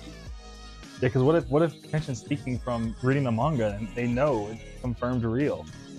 Oh, Kenshin already found the One Piece? That's crazy. Yeah. Who knows? You won't know unless you read it. And they promise too, so damn. That's how you know the manga's worth it. And Rosa says, I'm watching One Piece and Demon Slayer with my family, so I'm sticking around to the anime. I've also been tempted to see what's going on. I think the pacing issues also get in the way for some, but I didn't really notice until later. I like the simplicity of the beginning personally. Yeah, the beginning, like the simple, because it's very like chill. It reminds me low key of like original Dragon Ball, where it's kind of just like nothing too crazy, like before all the crazy powers come into play. So that part is really nice. Like it's more like fun. I think it's like more upbeat, more like whimsical. I think, I don't know. So that's always fun too. I guess if you want like the crazy shit to pop off, then I guess like go to like the second half. And then before that's like very nice, very chill, very just like very homey, very like, I don't know, it's just a good ass time. Like, yeah. But the pacing is kind of wild sometimes. Like dead ass, like I think in a 25-minute episode you'll have like a 2-minute intro, a 2-minute recap, and then like a 2-minute outro. So it's like you only get like 15 minutes of like an actual episode sometimes. So sometimes the pacing is kind of wild, and then they'll have like hella recap episodes, and then they'll have recaps within the recap episodes, and you're like, bro, what's all of this? So yeah, I don't know. If there's like a filler, yeah. So if there's like a filler guide or something that's just like, hey, skip these, like I'd probably just do that, because I know Naruto had one of those where it's like, hey, these are all filler, they don't really matter, just skip them. Or like, if you think this is funny, then like, you can watch them. But yeah, so that's always an option too. But yeah. Hell yeah. Do you have any opinions on the barrel scene in Skypiea? The barrel scene. Which one's the barrel? You talking about the beginning? Which one's the barrel scene? There's a lot of barrels, isn't there? I don't remember. It's been so long. It's been at least 5 years since I started the beginning part of it. It's guy who says, Skypiea was crazy though. Yeah, made 240 back in the day within a month when there were only 600-ish episodes before I decided to quit and just wait until it finished to watch through it. That's gonna be one hell of a binge when One Piece finishes. Yeah. Dude, yeah, for real. Yeah, you're gonna sit there for like 2 months and be like, I finally found the One Piece. Just binging all 2,000 episodes you have left. Like, that'd be wild. Yeah. And I think Korean Dude moved to Instagram, if I'm not mistaken, or it's another Wayland, either way. Good to see you. Oh, what's up, Wayland? I don't know if Korean Dude. I think Korean Dude. I don't want to dox anyone. But anyway. Yeah. Logan's not really into anime. Oh, it's not for you, man. It's all good. You know what I mean? Yeah. But that's impressive. You made it to 200 and not be into anime. Yeah. Wait, no, that was Skyer, right? No, oh wait, no, it was Logan that got at 300. Yeah, that's crazy. Yeah, exactly. You were grinding, you were committed. Holy shit. Yeah. Kid just said the barrel scene was the beginning. Okay. Mm-hmm. And do you have any opinions on the live action One Piece? Roses asked. I haven't seen it honestly, but I've been meaning to go up and watch it because people say it does like really, really well. Like it's like a really good representation or like translation of the anime. And I know it's gotten a lot of people into One Piece as well. Like I know, like when we went to the Dodger game, there was people that were like, yeah, like me and my girlfriend watched the live action and we're like, this is kind of cool. And then we just binged the entire, 1,000 episode catalog of One Piece like right after watching it because they just like liked it so much. So yeah, no, I've heard the live action has done really, really well, and it's like pretty fair, pretty fair rendition of it and everything too. So yeah, and I guess I think the new season comes out soon too, right? So I think they're adding like Chopper and all that kind of stuff too. So yeah, no, that should be a lot of fun. I definitely crazy. Yeah, no, I've seen the models of him. He looks cool. I was like, hey, that's the homie. I was like, that's what's up. So yeah, I'll probably end up checking it out at some point. So yeah, because sometimes I am just like, damn. Because it would also be nice just to revisit the intro, because it's been so long since I watched the beginning of it. Yeah, it'd be nice. Yeah. Sick. But I guess Kid just talking about the very first reveal of Luffy when they jump out of the barrel. Yeah. No, low key, that was pretty cool though. He's just like, I was just chilling in this barrel. He's like, well, I think he like falls off the boat. He's like in there, falls asleep or whatever. I was like, that's a Luffy ass shit, yeah. But no, that's a good one, yeah. And Eli says, speaking of Dragon Ball, I actually own all the Dragon Ball manga. That's sick. Dang, that's really cool, dude. The OG Dragon Ball manga art is so sick. Yeah. Toriyama, R.I.P., dude. I know, right? Damn, the GOAT. Yeah, you're also up to date on Dragon Ball, right? On Super? I think so, yeah. I ended up watching, because I don't think there's been anything after the Tournament of Power, right? I think that was like the ending of it where they fight like Jiren and all that kind of stuff. I know there's like that Dragon Ball Daima or whatever, but I haven't watched that one just yet. But I also don't get what it is. I don't know if it's like a adaptation or if it's like a spin-off or something. But no, Dragon Ball goes crazy, Yeah, I think I've watched all of it up to like Majin Buu era and like the movies. Oh, hey, you get the coasters, I got a whole set of like Dragon Ball coasters. So yeah, these are fucking sick, yeah. Hell yeah. Oh, and real quick, Cancel Logan says, this is the same sample as Orca Adventure. Yeah, it's actually just a slowed down like vaporwave rework of Orca. So it's like the same song. Except this was more chill, more vaporwavy. Yeah. But Eli says Toriyama is one of the greatest character designers to ever live, especially when it comes to paneling and flow. Yeah, dude. Oh, Simply a Day. I'm sorry, I have to make this joke. One of these days, I'm gonna watch the OnlyFans of Dragon Ball. You meant OG. Messing with you, dude. Keep coming up. I think we can joke with each other now. I hope that's okay. But yeah, I don't think I've ever watched OG Dragon Ball from like day one. Like I've only seen Z, like Bon Tsunami and stuff like that growing up. Yeah, no, I think it's funny. The most I've watched of OG Dragon Ball, like I think I remember watching it a few times on Toonami, but sometimes when I throw on Toonami Aftermath in the background, they play Hello Dragon Ball, like the OG Dragon Ball. So that's a lot of fun too. So that's how I watch it. Yeah, so it's really cool. It's really just a day that he was coming. I couldn't help myself. Oh, and real quick, because J. just joined. Yo, Groovy Kaiju, love the vibes. Got you tapped up on Twitch right now. Just want to say thank you for the music. Keep up the good work, man. Thank you, dude. I appreciate you, J. Yeah, thanks for tapping us up, hanging out with us, we chilling, and dude, thanks for stopping by. It's good to see you. Yeah. Eli says Dragon Ball Daima is a continuation of the Buu saga. Oh wow, it's like Toriyama's last story before he passed. Oh, damn. Okay. We might have to go back and watch that, dog.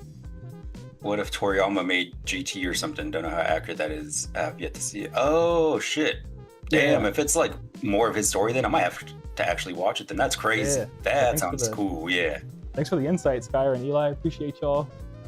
Yeah. Yeah. So I watched a little Dragon Ball. I liked it and have been meaning to finish it. My best friend encouraged me to finally check it out. Yeah, I don't know. It's cool. It's fun. It's just like, I don't know. It's just such like an OG classic too. You know, it's like, I don't know. Sometimes you just gotta watch it to see where like, because a lot of like shonens and stuff, all the like big animes these days will have like influences from Dragon Ball, or those Sai Toriyama is like an influence, right? So no, I think it's always fun to like go back and see like where they all got the ideas, where it came from. If you like Dragon Quest, he was like the artist, right? I think does like the same art for both. For Dragon Quest, yeah. Yeah, so like that's really cool too. So yeah, that's badass. Yeah. Kenshin says, I miss Toriyama. Yeah, for real. Yeah, I miss Toriyama too. Yeah. And it ain't never been the same since he left. Yeah. Nah, for real. I watched. Yeah. But what's it called? Anybody hasn't watched Daimler GT either? Yeah, dude, we all gotta have like another field trip to watch watch GT or something. Like an anime. We can do what Mexico did, where they just like shut down plazas throughout the country to like broadcast the season finale of Dragon Ball Z, you know, and wrote a letter to Japan. Yeah. We'll just have like a big ass Groovy Kaiju, you know, watch along with Dragon Ball. Yeah. That'd be crazy. At like high tide or something. Yeah. Oh, dude, actually that would be kind of sick. Yeah. But Kenshin says, manga-wise, Dragon Ball Super is on hiatus right now. The last arc for anime was top, but the last content was Daima with the canon. Sick. Yeah. Okay. Yeah, I gotta keep more. I don't know. I kind of like. It was kind of funny. I think I said it once before, but I actually got most of my Dragon Ball influence from the Budokai games. So, I don't think I've ever sat down and watched a Dragon Ball season.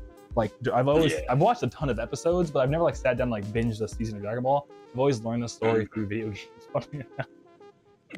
So yeah. No, that makes sense. Because all the Budokai, they tend to just do up to like the Cell or the Buu saga for the most part too. Yeah. So like, yeah. So that's pretty good. Yeah. No, those are always fucking sick though. Yeah. And Eli says OG Dragon Ball is an acquired taste. If you watch all of it, it'll take you from a Dragon Ball fan to a Dragon Ball fanatic. Yeah, that's what I've kind of noticed is that all like the real Dragon Ball fans, like they go and watch, OG Dragon Ball, and they're like, Yeah. I think you get like a lot more, what's it called? Like insight on like, kind of like the characters and everything and like where they come from. You get a lot more things. Yeah. No, yeah, for real, yeah. Yeah, you get to see like more OG of like Krillin and Roshi and Tien and all that kind of stuff. Like, the OG, the Piccolo lore and that stuff. Like, that's always really cool. Piccolo, dude. Yeah. Oh yeah, Nicktoons did. I'm sorry, I read something today real quick, but Nicktoons did have Dragon Ball. They totally did. Yeah, I remember. I think it was like the Dragon Ball Z Kai, is what they called it. Yeah, exactly. Yeah. It was like director's cut or something. They added blood. It was like they added blood. Oh no. My mom's gonna get mad. Yeah. Because Kai. But yeah, Rosa says them and their buddy also like what's it called? Toriyama's art. That's super sick. Yeah. Skyer says OG Dragon Ball surprisingly bingeable. Binged it in Dragon Ball Z back to back a couple years ago. Yeah, maybe I don't know. Maybe we should. That's sick. Yeah. My girlfriend was telling me that she never watched Dragon Ball before, so I was kind of like, maybe we should start with OG. Because I think she might like that more. Because isn't OG a little bit more like homey, a lot more wholesome than just like it is. Just a bunch of buff dudes beating the shit. It's a little bit like less aggro. Like I think it's more like takes more influence from like kung fu and all that kind of stuff. Because it's like before they start doing like they'll do some blast here and there, but it's not like as fucking like planet busting or whatever is what they call it. I think. Yeah. Like they just be doing karate and shit, and you're like, damn, this is crazy. But it's also just funny seeing them as like kids and stuff like that too. I mean, Goku is basically the same person. He's just a kid. So it's like, That's funny. And real quick, I know I'm jumping around the chat a bunch. My bad. But Espinoza, 562. They're from the 562, dog. Good to see you, Espinoza. I'm glad to hear you like Yam Jams too, dog. I appreciate it. And I got NetNavi Espinoza. I told Espinoza about Pizza Times 2, and he was like, "This is the greatest thing ever." Dude, Pizza Times. I tell people about Pizza Times 2 all the time. They don't believe me. They're like, they're like, the employee for real dead ass has the logo tattooed on them. I'm like, yes, like that's just how good they're that down for the cause. Like, Dude, yeah, no, Pizza Times 2 is the best. I'm glad it still holds up too, because it's been like I haven't been there in a minute, but like they're still around. They're doing something right. They survived everything. Yeah, we're both lactose now, so yeah. You know, I'll just pull out with a box of fucking lactate pills and be like, yeah, this is the spot right there. Yeah. Oh yeah, and Eli and Kenshin were talking about Tobol and Blue Dragon. I remember Blue Dragon. Toriyama did the art for those games too. Yeah, Blue Dragon was sick actually. Yeah. And Eli says Demon King Piccolo. Wait, no, I skipped something down. My bad. Because Nick. Oh yeah, no, we did talk about that. I'm sorry. Okay, well, see, I jumped around too much. I'm like, yeah. Eli says Demon King Piccolo is my favorite character. Goat. Or Oat. Yeah, but I think Goat. Yeah, King Piccolo's fucking baller. Yeah. I'm gonna turn giant too. I think that's super sick. Yeah. Like Kaiju Piccolo essentially. Mm. But Eli says I wouldn't call that first arc Alit homie. Dragon Ball homie. It's actually really raunchy. It's like pure comedy. It takes the 21st TV to become a series about martial arts. Okay, yeah. All the clips I've seen of it seem more homie, but that would make sense if it was really raunchy. Because I know there's the one scene of like Goku smacking on Bulma. But I always saw that GIF, but I didn't know that was like the main. I thought it was just a one-off joke. But that's the whole thing. No, and Roshi is more like more Roshi in the OG too. You know. Yeah. I'm in homie as in like it's more about the homies, you know, because you got like the young Krillin and the young Goku. That's the kind of homie I'm in. It's just the homies hanging out, like traveling, like because then he like picks up like Bulma and all of them, like they get in the squad, they get their car, you know, they're just like going out finding the Dragon Balls. So it's I meant that kind of like homie, like hanging out with the homies kind of vibe, But it is a lot more like raunchy, more like comedy for sure. So yeah. Rosa says I want pizza now, dude. That's the problem. Is I always end up talking about food on the stream, and then like I always eat like a small snack before this, and I'm just like hungry the whole time. Yeah. So yeah. But I feel you on the pizza. Yeah, same. I wish there was good vegan pizza, dude. I mean, just get the pizza without the cheese. That's what I do. Then it's just I don't know. Might be a hot take, but it shit still slaps. Because I don't know. I've tried the vegan cheese, and I don't like the vegan cheese. It's just like I don't know, man. It ain't the same. I'm like, I'd rather pop a box of lactate pills than eat some fucking dry ass glue. So I feel that. I used to like bake my own little vegan pizzas at home, and it was okay. Oh yeah. It scratched the itch, but Yeah. Damn. But hell yeah, dude. The toppings too. You gotta throw it on there. You gotta hook it up. Yeah. True. Well, I mean, I used to throw like a bunch of like mushrooms and like pepperoni on there. Even I'm not vegan. It's just couldn't eat the cheese. So yeah. But I think also mozzarella has like the lowest like lactose count too, so it's like the most lactose intolerant friendly cheese of all the cheeses that you can eat. Yeah, I think my issue is interesting that like even if I have like Fairlight milk that has no lactose in it, it still hurts my stomach. So I think it's like something in milk itself in the body is just good. I got a knee problem, dude. I got a knee problem. No, when I was at New Year's not too long ago, I was talking to one of the homies, and he was saying that I guess his dad cured his lactose intolerance by just force feeding him a gang of fucking milk every single day until he just got over it. And I was like, I don't know if that's how that works, bro. And he's like, no, it worked. He's like, because I'm not lactose no more. I'm like, I mean, I guess, like, but I guess you have to do it before a certain age or something like that. He's like, you have to do it before you're like 16 or some shit like that. But, because I was like, damn, I'm about to do that too. Real quick, Rosa says there is good vegan pizza. It's hard to find. All right, I'll keep an eye out for it. I know. I feel like it'd be easier like over by you, NetNavi, because you're in California, but in Arizona, we got like rocks. We eat rocks out here. We're like the Gorons. Zelda. True.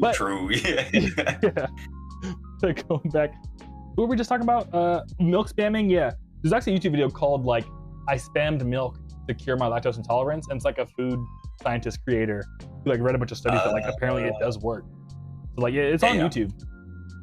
Like the guy isn't wrong. I think it's called milk spamming. You spam milk, you can get through it. Oh, what a fucking no, that's sick. Okay.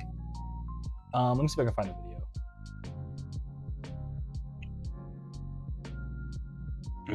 No, if you look up milk spam, a really interesting picture shows up. Oh, yeah, it was it's by HG Modernism. I fixed my lactose intolerance by chugging all the lactose.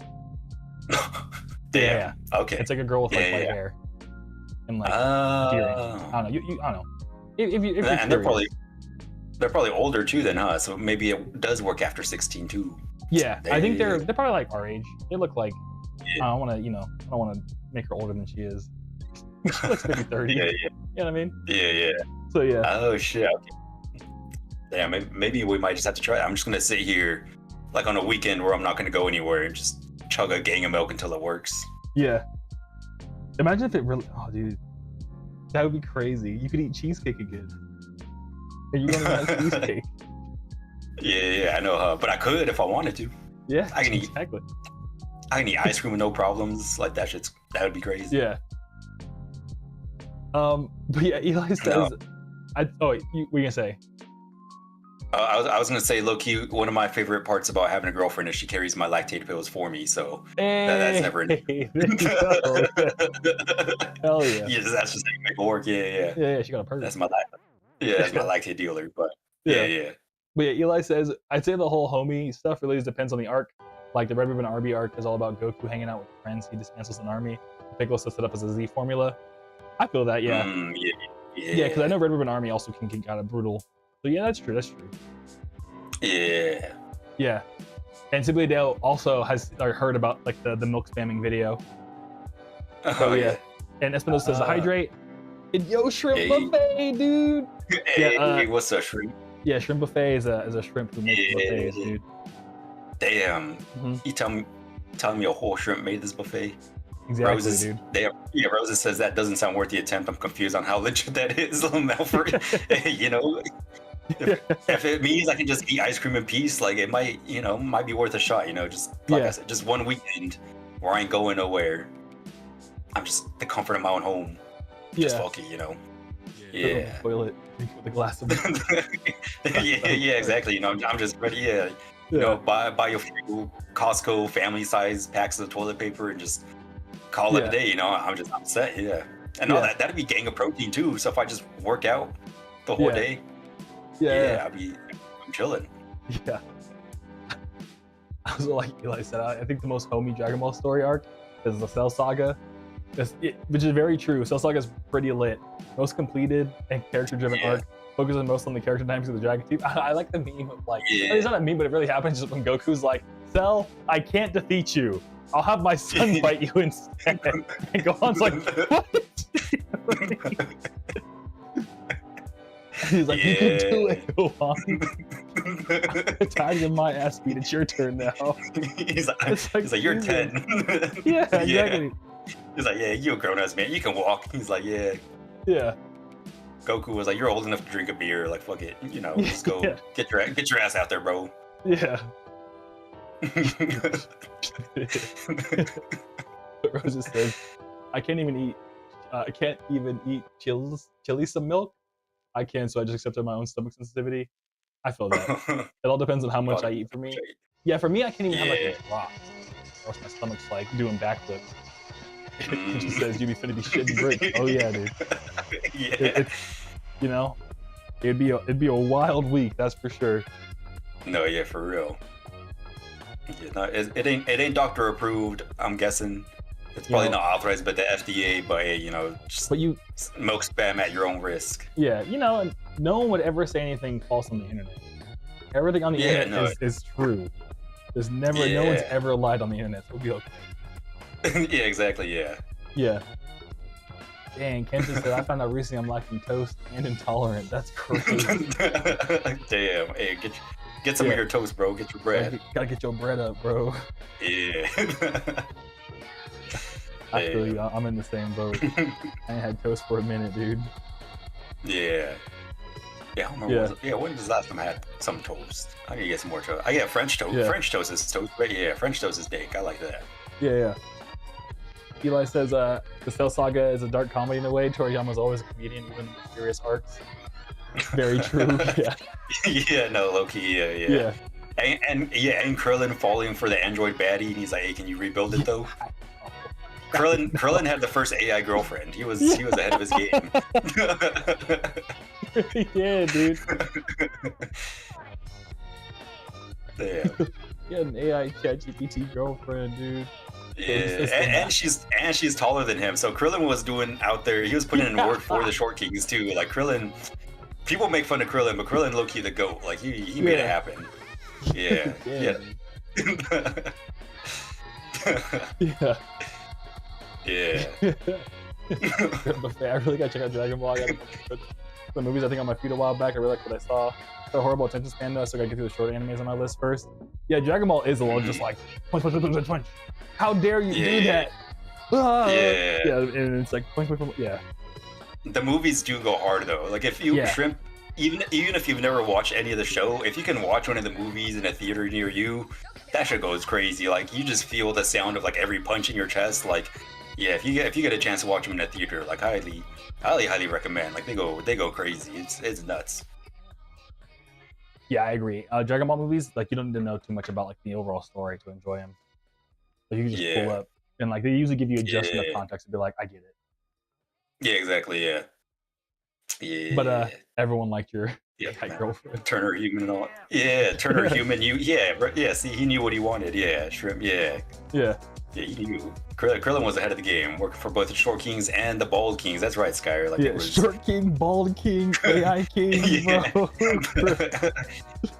Krillin was way ahead of his time, dude. Yeah. Krillin definitely what movie would you recommend? No, yeah, she does. Yeah. But yeah, Brawly. Yeah, Simply knows. Yeah, the Brawly movie's really good. I'd probably recommend the Brawly movie. The Brawly movie's fucking. That one goes crazy. Yeah. Yeah, Brawly. If you know the show and if you're a fan of like Gohan and Piccolo, because I know a lot of people are, then there's the other movie. I think it was like Super. I think that's what it was. And that one is sick because like Gohan and Piccolo are like the forefront of that movie. So that one's baller. But yeah, you can't go wrong with the Brawly movie, the new one, because they have some of the older ones too from like back in the day. Yeah, and those are good too. Yeah, those are pretty sick. Where it has Deftones. Yeah. It's like, bro, yeah, that's the thing. Yeah, the soundtrack was crazy. Yeah. It was like an AMV. Yeah, for real. Like I think the first time I watched it, I was like, "Am I watching this shit on YouTube?" Like, no, I'm a fucking. This is a legit streaming site. Like, I don't know. This is straight from the source. Yeah. Exactly. The hell yeah. And yes, we did. I think we watched the Broly movie together with Eddie, right? Yeah, or no, the Super, right? The one with like Gohan and Piccolo. Yeah, that was the Rebel Army one. I remember Broly was in that movie for like a hot second though. Like I think Vegeta was trying to change. Oh yeah, because it's after the other Broly movie. So then they're like on his planet. Yeah, they're like training up with him. Yeah, no, that one's fucking sick. Yeah. Hell yeah. And Eli says Android 18 is not fully AI. She's a cyborg. Yeah, we know. We're just messing around. Though. We make a joke. Yeah. And Battle of the Gods. Did you watch? Was it the Battle of the Gods one we watched? I've seen Battle of the Gods. I'm just trying to remember because I just remember I told the story on stream once that like it was you, me, and Eddie, and we went to go buy tickets. And they're like, "What movie are you guys here to watch?" And I was like, "What movie do you think we're here to watch?" And he was like, "3 for Dragon Ball. I got you." And I was like, "Damn, right." Yeah. No, I think it was Battle of Gods. Yeah, with Beerus. Yeah. Oh yeah, Superhero. Superhero's the Piccolo Gohan one. That one's fucking sick. Oh, Battle of Gods with Beerus. Yeah, that one goes crazy. Yeah. I think we watched the Superhero one, but I have watched Battle of the Gods. Yeah. Yeah. Which one's the? Is it a movie where I think Vegito first comes out? Right. I think that was one of the movies, or is that was just like an episode? Saga. Was it the end of the saga? The one where they fight. Fuck, I forget what his name is, but I think it's like when they go to. I think they go to like heaven or they go to like hell. I forget the distinction, but it's like and then they fucking Dead Zone or Wrath of the Dragon. Oh yeah, it might be Wait. Wrath of the Dragon. Oh yeah, see, I gotta Google them up real quick. Yeah. Got all the Dragon Ball. Let's go, dude.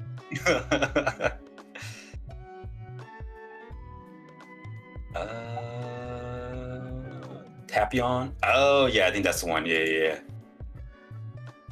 that one goes crazy. Wait, which one's Dead Zone though? Dead Zone sounds hella familiar too. I think they show Dead Zone all the time on the Toonami Aftermath, and that one's fucking sick. Oh, yeah, I remember Dead Zone's a classic. Okay, I know which one that is. Yeah, that one's sick too. Yeah. Yeah. Yeah, Gogeta and Janemba. Yeah, Hideo. Yeah. The one with Gogeta and Janemba. That one's fucking sick. Not the Vegeta movie. Fusion Reborn. Yeah. Hell yeah. Are you still watching Toonami Aftermath? I don't think I've ever mentioned that. Still throw it on? Yeah, I still put it on. Yeah, like especially like if I'm at home. Sometimes when I'm working from home and I don't have anything to throw on, I'll throw on Toonami Aftermath. Or if I'm just like working out, then I'll throw that one on too. You know, if I don't feel like having to like make a queue of what I want to watch, then I'll just throw on Toonami Aftermath because it's just putting on everything for me. So it just works out. Yeah. You down to explain what it is real quick? Yeah. So Toonami Aftermath, for those of that don't know, but it's like a website, Toonami Aftermath, I think like .com or whatever. Just Google it.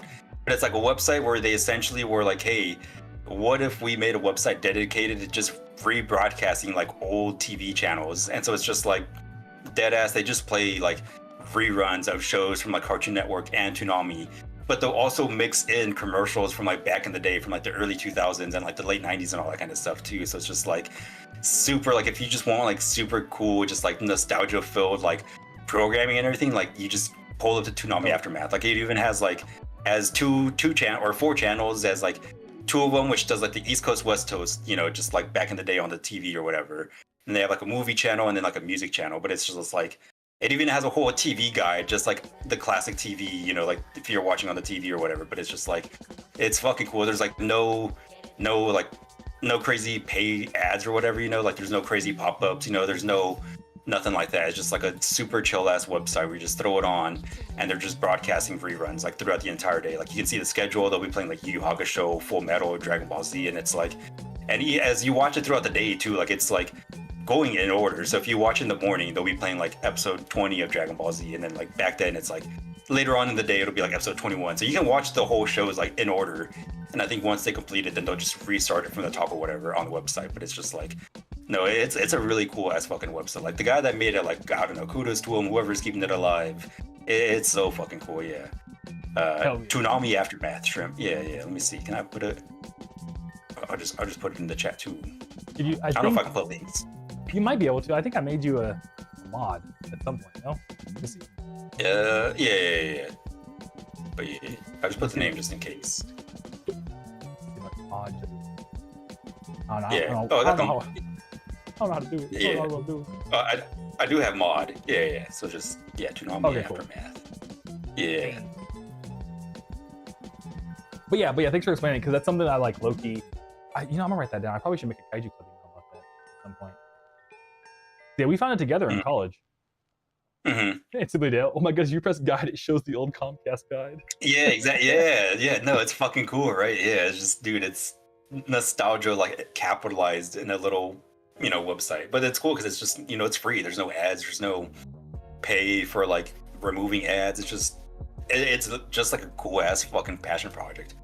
And yeah, they'll just like throw on movies and all that kind of stuff too. They'll throw on like old shows. No, it's really sick. Yeah. Hell yeah. But we were talking about all kinds of stuff. Talking about Dragon Ball Z, Espinosa with the Groovy the Galaxies. Hell yeah. Yeah. AGO Tag Ultimate Gohan and Gamma 1. Damn. Yeah. I know what I'm talking when I'm at work. Hey, yep, that's what NetNavi does exactly. Yeah. Yeah. When I work from home, I just throw that on. I'm just chilling. Hell yeah. But yeah. What else is going on?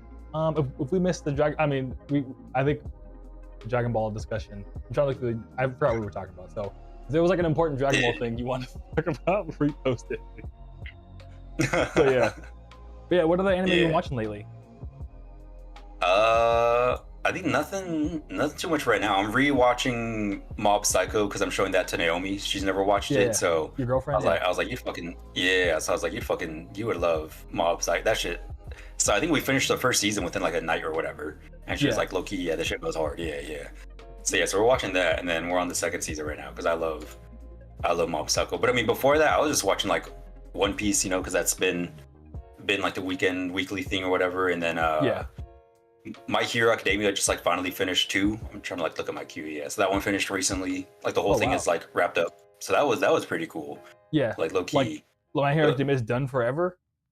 Yeah, done forever. Like series finale and everything. Like yeah. They beat My Hero. He became the greatest hero ever made or whatever. You know. Yeah. So yeah, that shit was cool. Hell yeah. I'm gonna ask you about it real quick, but you talks just got back from work and find my Monster Zero vinyl on my doorstep. Thank you, Groovy Kaiju. Hey, dude, thank you for grabbing it. I'm glad to hear it made it to you safe and sound. I hope you enjoy it, dude. Thank you. I appreciate you. So what do you give it My Hero after watching the entire thing? Because what's it called? Oh, and Roses loves Mob Psycho 2. Yeah, Rose, the same here. I watched all of Mob Psycho way back. Yeah. One of the best I think I decided. No, it really is. I think I rewatch it like at least every couple of years or so. I think I decided I want to get the the 100% or whatever from Mob Psycho when he transforms. I think I want to get that. I'm gonna get that. That'd be sick, dude. That'd be badass. Yeah. You have like a bunch of sick anime tattoos. I'm not gonna take off your cool jacket though. Okay. yeah. But if you ever catch NetNavi in the streets, you can see all of his Hakusho tattoos and stuff. Yeah. No, yeah, for real. But yeah, Rosa says the 100% tattoo would be sick too. They agree. Yeah, because it took me. I wanted to get a mob one for a while, so I was like, I don't know what I want to get. But then after a while, I was like, you know what? I think the 100% would just be sick. Add a little bit of like pizzazz to it, and it'd be fucking sick. So exactly. I think that's what I'm gonna do. Yeah. Oh yeah. What's it called? What do you think of My Hero now that it's all done? Like any final thoughts about it or anything like that? Yeah, I mean, I think it's pretty cool. I think especially now that it's done, like you can just finish it. Like there's no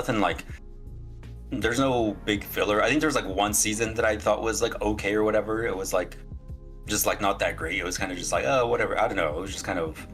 I think they're like preparing for like a school festival or some shit like that, and I was like, okay, cool. I was like, I think that's like mandatory, written in like Japanese anime law for them to have like a school festival episode in like every anime, But exactly. So that season was all right. But other than that, I think it's really good, and especially like the very, very last season of it, I think was like really, really good. I think that just like, I think it elevated it from like a 3 to like maybe a 4 out of 5. Just because shit goes crazy. Like they pop off. Like homies are straight up like losing arms and stuff. I'm like, damn. I was like, this is great. Like it wasn't it wasn't what I was expecting. Like they were just people was getting murked. I was like, damn, this shit's going hard. Yeah, going crazy. Yeah, and it was. Yeah, so no, I think it was really good, and they have a little spin-off of it too called like Vigilantes, which takes place before My Hero, and I like that one a lot because it's like people that are heroes but they're not like official. They're just like doing it because they're just like on the streets. They're just like, hey, fuck it, I'm gonna do some shit. So that one's kind of fun. I like that one too. Yeah. But no, overall, My Hero, I think the way it ended it was really good. Yeah. Rosa says My Hero Academia ending was emotional on my end because I've kept up with the anime when season 1 came out. It just made me think about how much time passed, honestly. That was crazy. Yeah, no, a lot of time has passed since the first season. Like it was cool to see all the development for all of them too. I think if you like character development, I think My Hero does character development really, really well for everyone, like all around, like all of the dynamics between all the characters. Like I think it does a really, really good job of that. So no, I feel you on that one, Roses. Like it was a trip when it finally ended. Like I think when it finally ended, I just sat there and I was like, damn. Now what? I was like, fuck. I was like, damn. I was like, My Hero ended. One Piece is about to end. I was like, I don't know what to do. Yeah. Oh, I almost forgot. I didn't put the light on. But I've shown you Jermaine, right? Jermaine, our plant. Jermaine? Yeah. Oh, which one's that? It's our. We started raising a money tree together on stream. Jermaine. Money plant. Yeah. Hey, so the name is Jermaine. You can barely see it. Yeah, Jermaine's doing good. I have like this lamp right here, dog. I mean, you're kind of blocking on the screen, but there's a giant lamp. Like a grow lamp for Jermaine, and I water them and stuff. And low key Jermaine kind of what's it called? Dang. Low key, I'm not gonna lie. The reason why we got Jermaine, and I mentioned it was because remember my birthday where Richard and Steph got me a money tree for my birthday. Oh yeah. And then my beat got playlisted on lo-fi, whatever.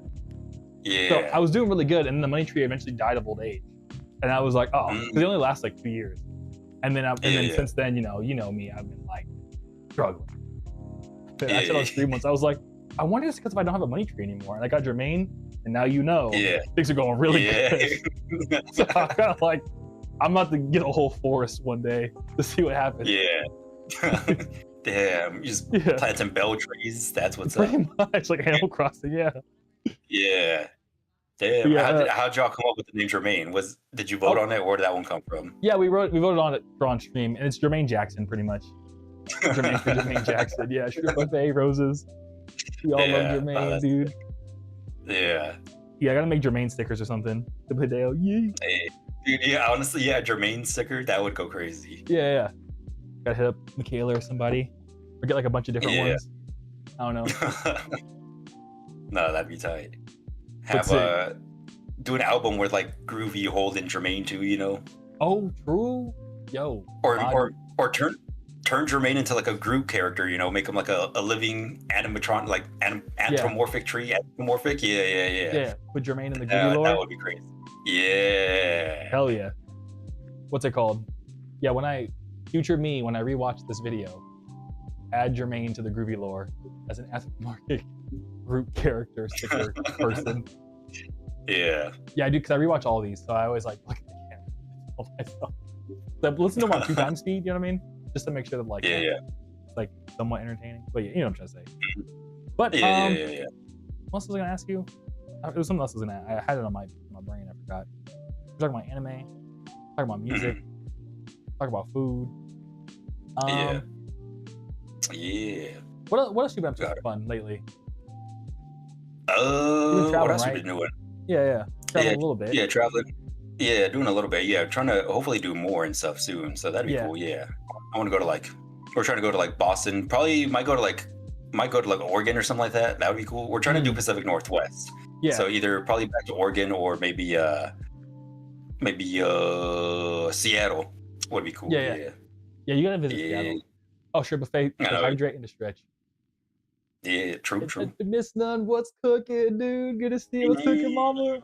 We were talking about cooking sauces earlier. You missed out, dude. Yeah, dude. Cooking Mama is also such a good game too. We need to sample some Cooking Mama. That would go crazy. Yeah, I was listening to the soundtrack not too long ago. Oh, I got stretched too. Yeah. Yeah, I don't know. I was looking for like good little samples in Cooking Mama. I think the sound effects are really good, but it's hard to find like yeah. There's not very many downstream. A lot of them are more like whimsical, like I don't know, like Disneyland type of stuff. That makes sense. Yeah. But yeah. You're gonna go to Boston? No. Yeah, I want to do Boston. We're trying to do that for around like the Labor Day time.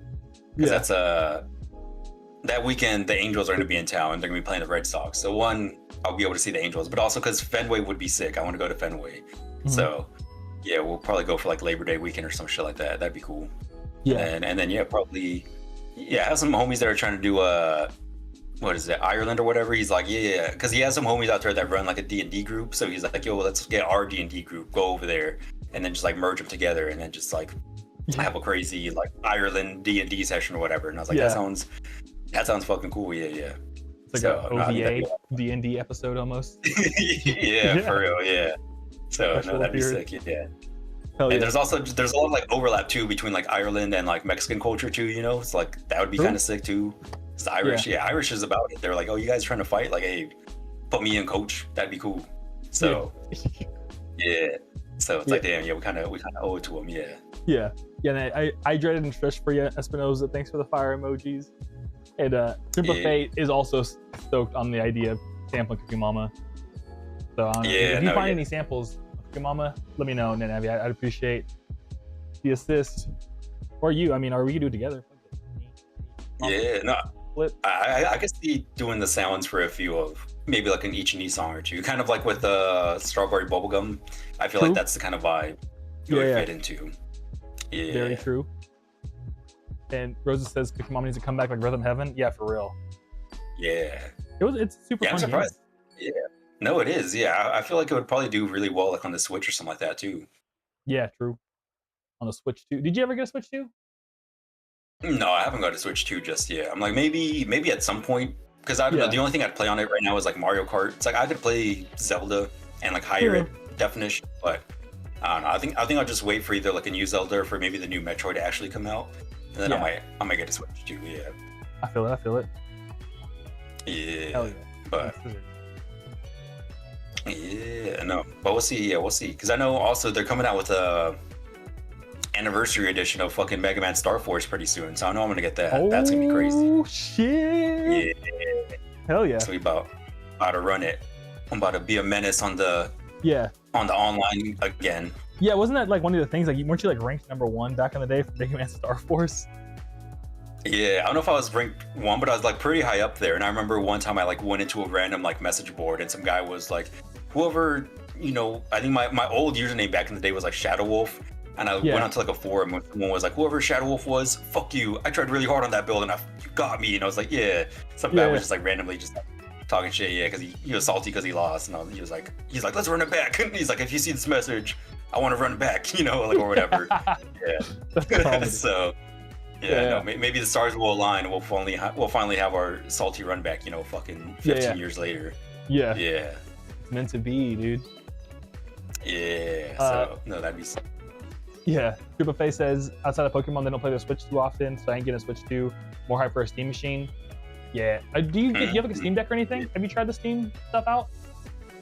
I tried the Steam Deck at a homie's place, and I think it's a really cool concept. I think it's cool especially because you can just like kick back, you can just hang out, chill, and play your Steam games. Like I think it's a really good idea. So no, I think it'd be a lot of fun to do too. Because I thought about it too for a while. I was like, should I just update my PC? But I was like, I don't really want to update because I only mostly use my PC now just for like music production stuff now. So yeah, exactly. I don't really game on it as much. So I was like, maybe it would be worth getting like a Steam Deck or, you know, something else just dedicated for the games every now and then.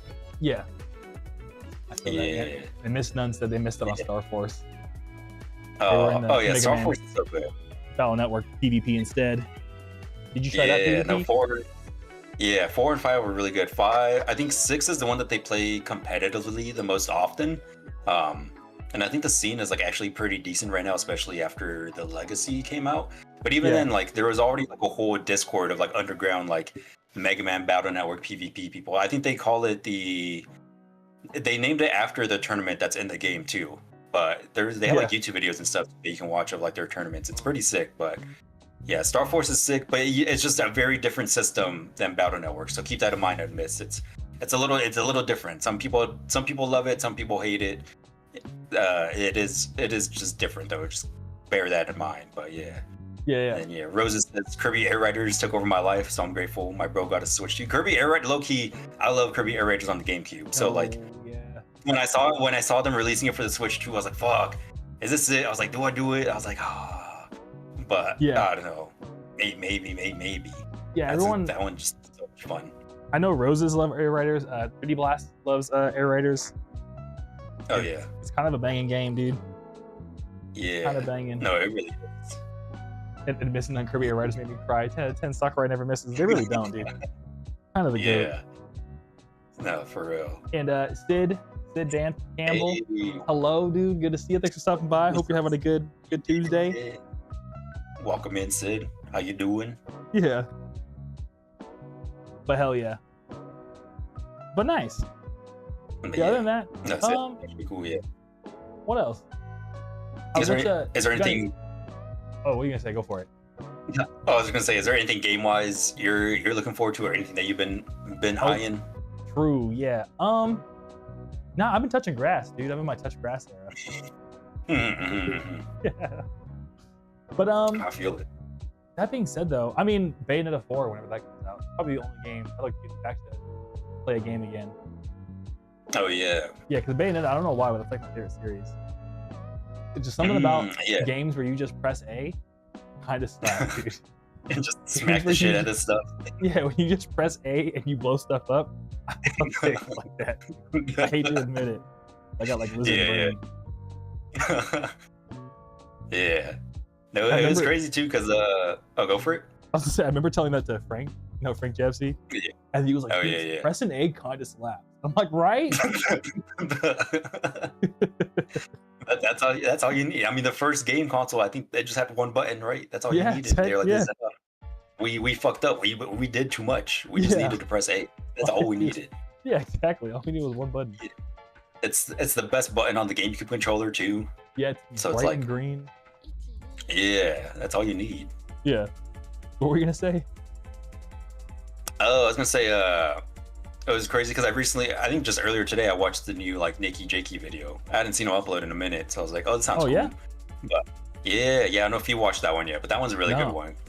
What's it about? Yeah, he talks about like, he mostly ends up talking about Silk Song, but he just talks about like the whole concept of like internet game tastemakers and curators, and like if they're, you know, like if they're outdated or if they still have any meaning. Because he's like, he talks about like, you know, it's crazy to think that like you can just like put out a review on YouTube and it could like either make or break this person's like video game career, you know, like if you get to a point where that much clout, you know, it's like, it's crazy. Yeah, so that was wild.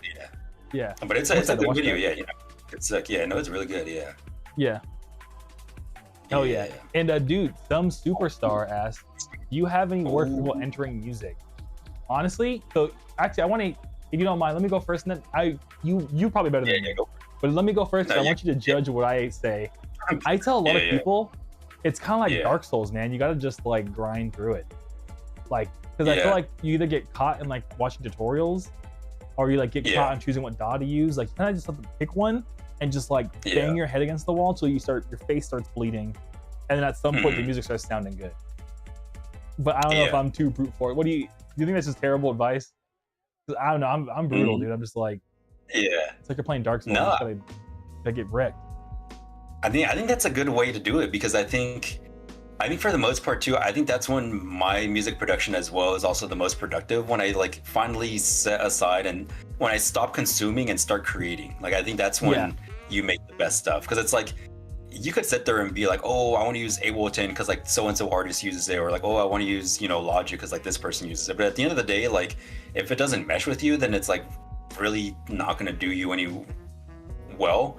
So it's like, you want to find a DAW that like you find like nice to work with, and not just because like some big name artist is using it, but just because it feels good to you, like it feels intuitive, you know, where everything goes, you know. Like, I think so, like that part of like the DAW, like, you know, maybe learn some of the shortcuts that make your job easier, because that's the thing too. It's like, if you can find stuff that makes your workflow easier, then it's like, it reduces that boundary when you're making music, so that when you sit down, instead of it being like, oh, I gotta like do this again, I gotta like reprogram the snares or whatever, I gotta like, you know, do this. Like, if you can just find stuff that makes your workflow easier, then I think that's a big thing. Like, if you have like a certain sound, like maybe this is like a little bit later, but once you know that you like these set of plugins for your snares every single time, like save that into a preset. That way it's always easier for you to just have it on deck, you know, instead of having to like remake it each time. But no, at the end of the day, I think like if you're making music, like first find artists and sounds that you like and that you find inspiring, and like really kind of try to like pinpoint what sound you want to make,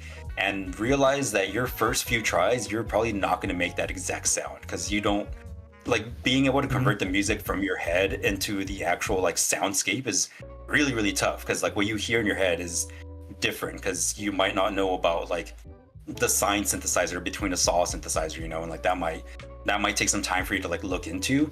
But like once you find your flow and everything, and once you find your sounds, like I think that makes it a lot easier. And just like doing the most with the tools that you have, you know, like don't get too caught up on like having this fancy reverb plugin because like so and so said it makes their music, you know, better. Like learn how to use your reverb to begin with, and like just learn the tools that you have, and then from there try to like build up from it. So, you know, like I think that's always like really helpful. And at the same time too, like learn really, really basic music theory, like learn how to count beats, you know, like especially if you're trying to sample, learn how to count beats, like learn how to count 1 2 3 4, dead ass 1 2 3 4. That's all you need to know.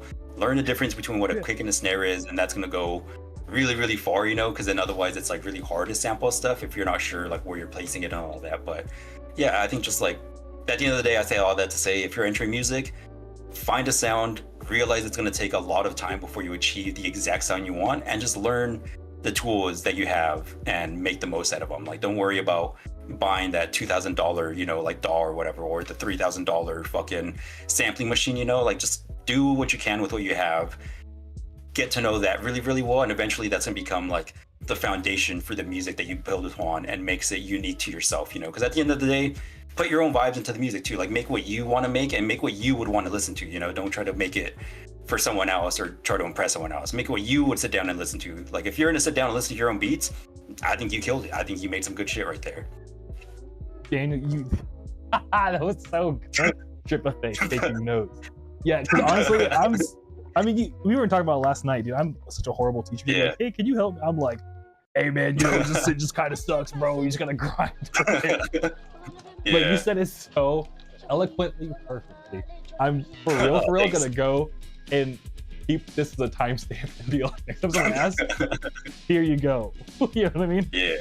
Hell yeah. Fucking clip it or whatever, you know. Yeah. Yeah. Put it together. Yeah. But you crushed that. If I may, I think that's what I've kind of learned from talking to you is that like, just pick a tool, and if it feels like, because I think no matter when you start, dude, every DAW is like, what the fuck? You know what I mean? For real. So I think it's just you just gotta pick one and just, you know, like you said, like Dark Souls through it, but like really take the time to try to learn it, because a lot of like you said, the first song you make is gonna suck. It's not gonna be good at all, and you're gonna like the depression will set in of like, man, I suck at this. You gotta just like keep trying and like learn the tool, because the more you listen to your own bad music, the more depressed you're gonna get. So the better you get using the tool itself, the less bad music you'll make, the less bad you'll, like the feedback loop of like being sad that you're not good will go away faster if you learn how to use the tool faster. But don't hop around tools, because then you're not really gonna learn one good. You know what I mean? See, I don't know. I hope that makes sense. I'm trying to like agree what you're saying, but like, I don't know. I agree. You're better to you know me. I can't do shit. But I just undo everything I just said and go back to what Danny said. But you said it right too. You know, like learn your tools. Don't hop around too much, and then the whole like negative feedback loop is like a big one too, because you're always going to be your worst critic at the end of the day. You know, like you're the only one that's going to hear the small imperfections, because like you're the one that made it. You know. So if there's like something that you play and like it's like sounds kind of off, if no one else notices it, but like, you know, the like producer that spends their entire life making music, then you're fine. Like you're not, you know, like at the end of the day, you make it for yourself and not for that one critic or whatever that's like out there, you know. So because if you just like keep getting down on yourself, like, oh, this is never gonna work, I'm terrible, like fucking release that shit and move on, go on to the next one. Like you just make something, just make, even if you don't want to release it like publicly, like don't even put it into like a folder, like the way you frame things. Don't even put it into like a bad music folder. Just be like work in progress. You know, like the way you frame yourself, I think is always like a big small thing to Alex. Do, if that makes sense. Thank you, Alex. I appreciate you. But if I may, NetNavi, I mean, I want to get back to you, Roses, and Misnomer real quick. But this is like perfect what Alex to what NetNavi just said. Release that shit and move on. You know where I'm going with this? So, I know exactly where it's going. So if I like, NetNavi was low key like for a cool minute, like every Groovy Kaiju song I made, I was like, is this good or bad?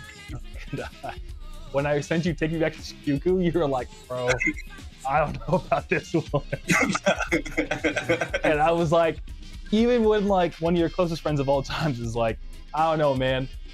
The answer isn't shove it in your hard drive and never release it. It's release it and move on. Because you never know. Maybe it'll be your #2 song on your Spotify years later.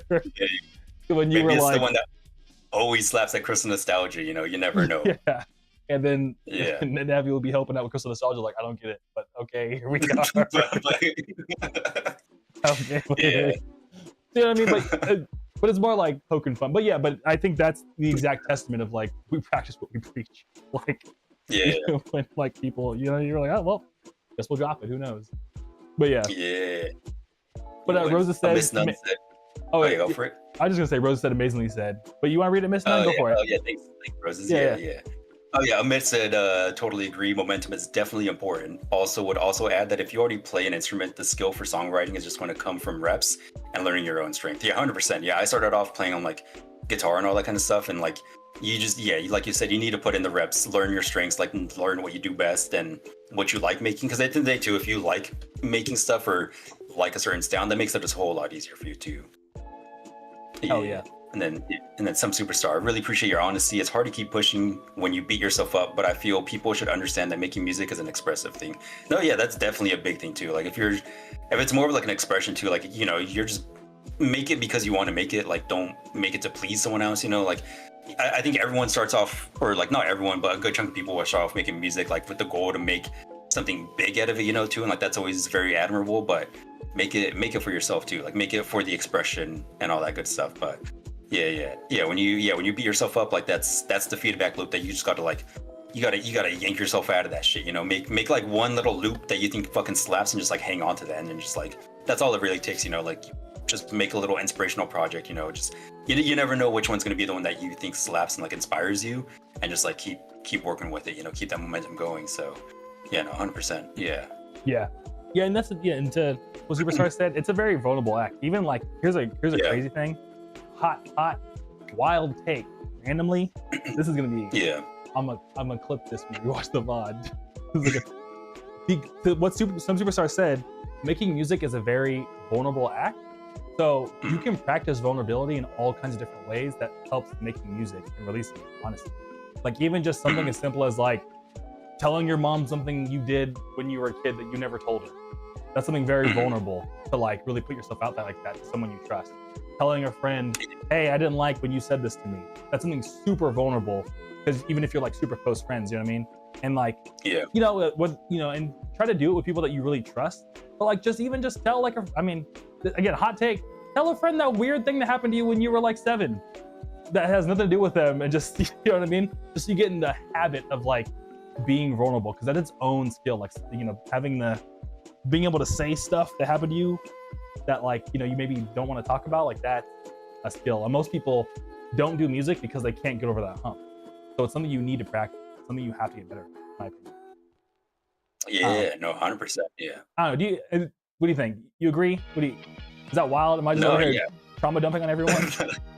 No, that makes that makes like a big difference, because, you know, like if you don't have that vulnerability, then at the same time too, like if you have that fear of like being that open or vulnerable, then your stuff is just gonna sit in your hard drive. Like it's not gonna go anywhere, and like you won't know what to do with it. And then especially like I don't know, from my perspective too, when it comes to writing lyrics for like stuff like The Moon and Me, that takes a practice of vulnerability too, because it's like you know, I don't have to use it as much when I make like beats and stuff, but if I'm writing lyrical stuff, then it's like, then you gotta really work on like opening and just like, you know, being an open person and expressing who you are. Because at the end of the day too, like a lot of people that listen to music because that person made it, and they're sharing their own experience that makes other people feel seen and connected to, you know.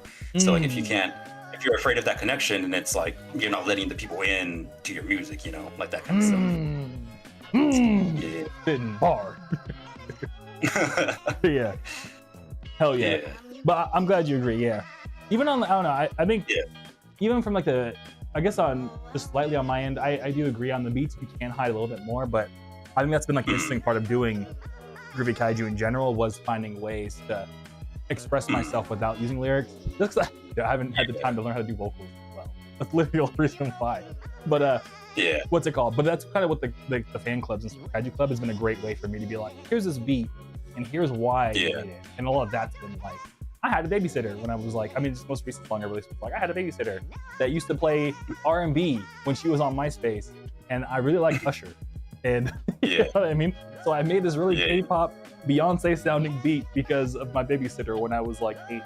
And the funny part is that Superstar, that was like a practice of vulnerability, because like as like a dude who's like 30, it's not, I want to admit like, when I was 7 years old, I loved Usher. Like, you know what I mean? It's like something weird to admit, you know what I mean?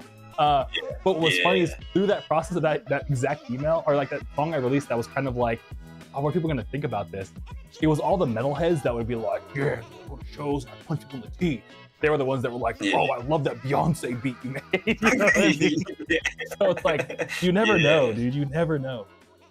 Yeah, no, and I think that's also what makes Groovy Kaiju like more unique, or like your flavor that you add to it, is that you find ways to add expression to it without just writing it explicitly, you know, like from the choice of like samples that you use to even just like the underlying ambience, you know, like the sound of like the parties you use and all that kind of stuff, like that stuff from like moments that you've actually been to and like recorded yourself. And I think that's a really big way, and I think we've spoken about it too, that helps people kind of like connect to that kind of like that vibe, you know, that energy that you're putting into the music that people feel and like connect through. Hell yeah. Thank you, man. Yeah, exactly. So and the only reason why I bring it up too is, I appreciate the praise and the kind words, but it's going back to like the, you know, be vulnerable, because even if you are trying, like don't make beats because you're trying to hide. Like even no matter what, even if you're just making like rote singing, that's what music is being vulnerable. Like they're two sides of the same coin. So I don't know. We're rambling. Yeah. And if you open up and you're vulnerable and someone talks shit, tell them to go fuck themselves. Yeah. That ain't cool. Yeah, or it's not for them. That's my favorite thing to say too. It's not for you. Yeah, or it's just not for them. Yeah, so there's a metalhead out there that's like, I don't like Beyonce beats. Yeah. I mean, and that's okay. Yeah, that's fine. Yeah. But Rosa says, that's something I gotta work on. I'm a very shy person, sometimes even in close friends. This can also be applied to other artworks. My original stuff is something very personal to me. Exactly, yeah. Yeah, I guess Rosa and I were on the same vibe of like, you know, whether you're making beats, whether you're drawing, whether you're poetry, whatever it is, like making art is being vulnerable. So like, you know, telling your friends just, I had a babysitter, you know what I mean? Like you would never normally open up about, is just doing that as part of the artistic process, I think. It's like it's like going to the gym for art. I know, true, Yeah. But yeah. And some superstars said that's never rambling, just digging a little deeper. Hey, thanks, I'm glad you like it. Yeah, if you don't mind me asking, was there like a song, like is there a song that comes to mind when you think of like, oh, it was from this moment that I made the song or something like that? Actually, now I think about it, have I ever asked you, how do you make music? Because I do it based off of my memories. And 3D Blast does it like, they're very much like I'm gonna make a song about pirates. And what would they be wearing? And what would the ocean look like? Like they build the world. Whereas I'm like recreating my memories. What's your process? Yeah. I think I'm similar, in a similar boat of like, I'm building the world. Cause for me, when I make it, I'm like, it's almost like, I don't know, in my head, it's almost like making a film score. Like, it's like, I'm making this song. What's the scene that's playing in front of this song right now? Like, what's going on? You know, like, what's the vibe that I'm trying to build? You know, like if I wanted it to like, if I want to build something like cool and like something upbeat, you know, like what's going on in this like fun upbeat scene right now, you know, like is it a party? Is there like a fight going on, you know, like is it like surfing? Like is it snowboarding down the mountains, you know, like, and then so it's like that's the scene, that's the feeling that I want to capture. Like now, how do we translate that into like a musical medium, you know, like so if it's like something like crazy, you know, if it's cool like snowboarding, then it's like you want that shit to feel fast, you know, you want that shit to go crazy, you know. But if it's like a vibe where it's like, oh, this is like a scene of like someone chilling out like on the street while it's like raining at like 2 a.m, then it's probably gonna be like a little more like laid back, a little more like mellowed out, you know, like things are gonna be like a little bit like more like, I don't know, like dimmed down. Like even just the way you like mix and master things can make a whole difference too, you know, like it'll be like a little bit stripped back a little bit, you know, like won't be kind of as heavy, like the kick isn't gonna be as like banging, you know, it's gonna be a little bit more like chill, a little more muffled, you know. So I think that's usually how I approach it. Similar, it's like build the world and like what's the scene that's going on with like the music and what I'm trying to like convey, I guess, in that kind of sense. That's, you imagine a movie scene and you're like, all right, what's the music for it? That's so cool, dude. That's such a crazy question. Hell yeah. That's sick though, hell yeah. Triple Faye that said they're here for the rambling as well. That's sick, and they love the process. Hey, thank you, I appreciate it. And Miss Nunn says, I do music for horror games and films, mainly because I like exploring scary abstract stuff through sounds, thinking like, oh, what would make that scary? That's cool, dude.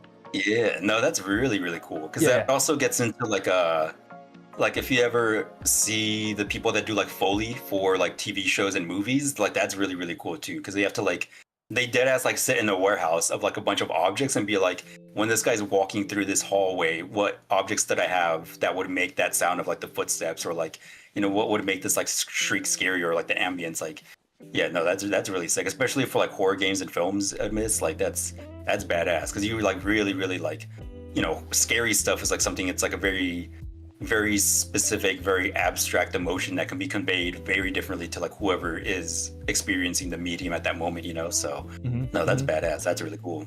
Yeah, I'm glad you could speak to that, because I can't handle anything scary. You know? Dan watches Babadook though. Dan likes the Conjuring. I can. No, I want to play more like horror games and stuff too, because those are a lot of fun. Like just, I don't know, like you can watch enough horror movies and after a while, like they're not as scary. But when I play horror games, it's just such a different experience, because you're like actually in there and you're like controlling whatever happens to you, know. So like, no, I like that a lot. Like Yeah. Like I know Subnautica isn't a horror game, or probably isn't advertised as a horror game, but like when you just playing a game and you're like in a dark ass ocean and there's like monsters everywhere, it's like, bro, maybe the ocean is kind of scary. Like, damn, I don't know. Yeah, for real. Yeah. That's sick. And Jose says, it's such a treat hearing about this every time. World building and soundtracks like that is interesting to hear because of the process. Well, it's something I don't think I hear about often enough. I'm sorry, often before. I can't read right now. It's getting that dog. Yeah. But yeah, no, it's definitely. It's something I always forget to ask. Is like, what's your creative process? Because yeah, I feel like everyone has like their own, like, I don't know. Like Randy goes from like topic to let me build the backstory from, like, you're like, I just imagine a movie scene, and then I'm like, what music goes behind that movie scene? Because like, there's no like, to Rose's point, there's no like, hey, do you want to make art? This is the process. Like everyone just kind of like reverse engineers their own weird way. You know what I mean? Yeah. No, So, it's always very, very different for everyone. Yeah. When you were making I guess when we were making like Strawberry Bubblegum, what were you thinking? What was the movie that was in your head for that? Oh, for me, that was just like Strawberry Bubblegum was one that we started the skeleton together and like you finished it out. So after you had the skeleton again, where did you go from there? Like what was the video you had? Like, all right, you need to mix it like this. The video I have. You know what I mean?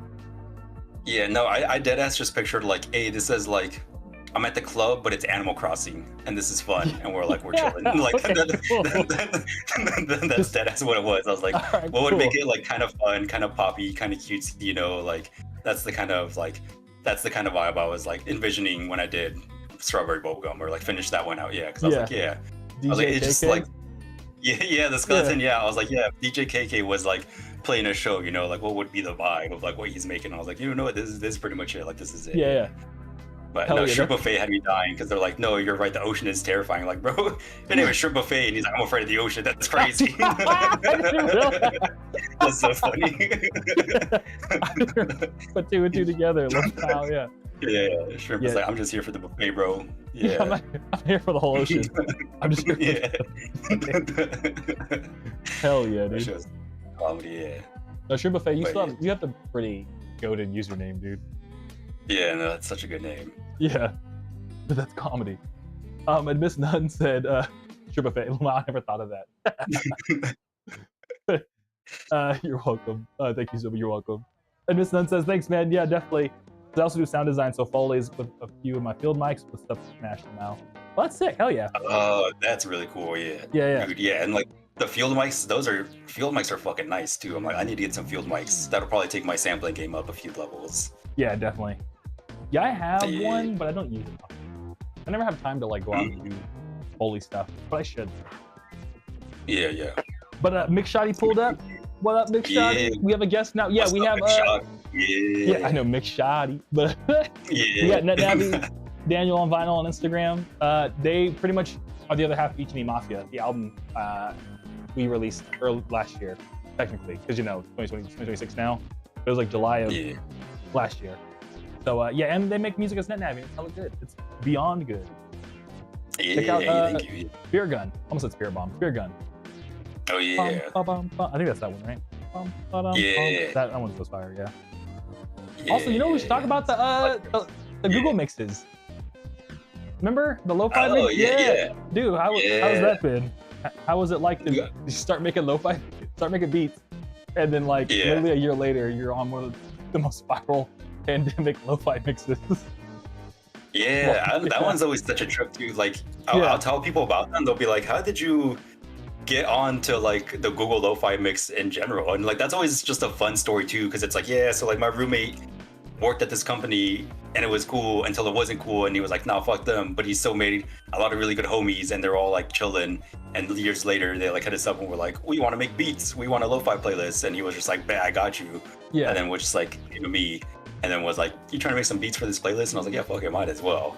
Yeah. But no, it's always fun to see like, one, just like, I guess, hear about the whole lo-fi playlist, but also just like every now and then go back and check like where it is. Like right now it's at 8.8 million views. Like that's fucking crazy. Like to be like, we're on a playlist with like over 8 million views, you know, like it's fucking insane. So the lo-fi playlist, that was insane. Like I think a lot of the stuff really got kind of like propelled, you know, forward because of the Google Lo-Fi playlist. Like like NetNavi probably wouldn't have as many listeners as it does now without Google Lo-Fi and like making the playlist in Spotify as well, you know?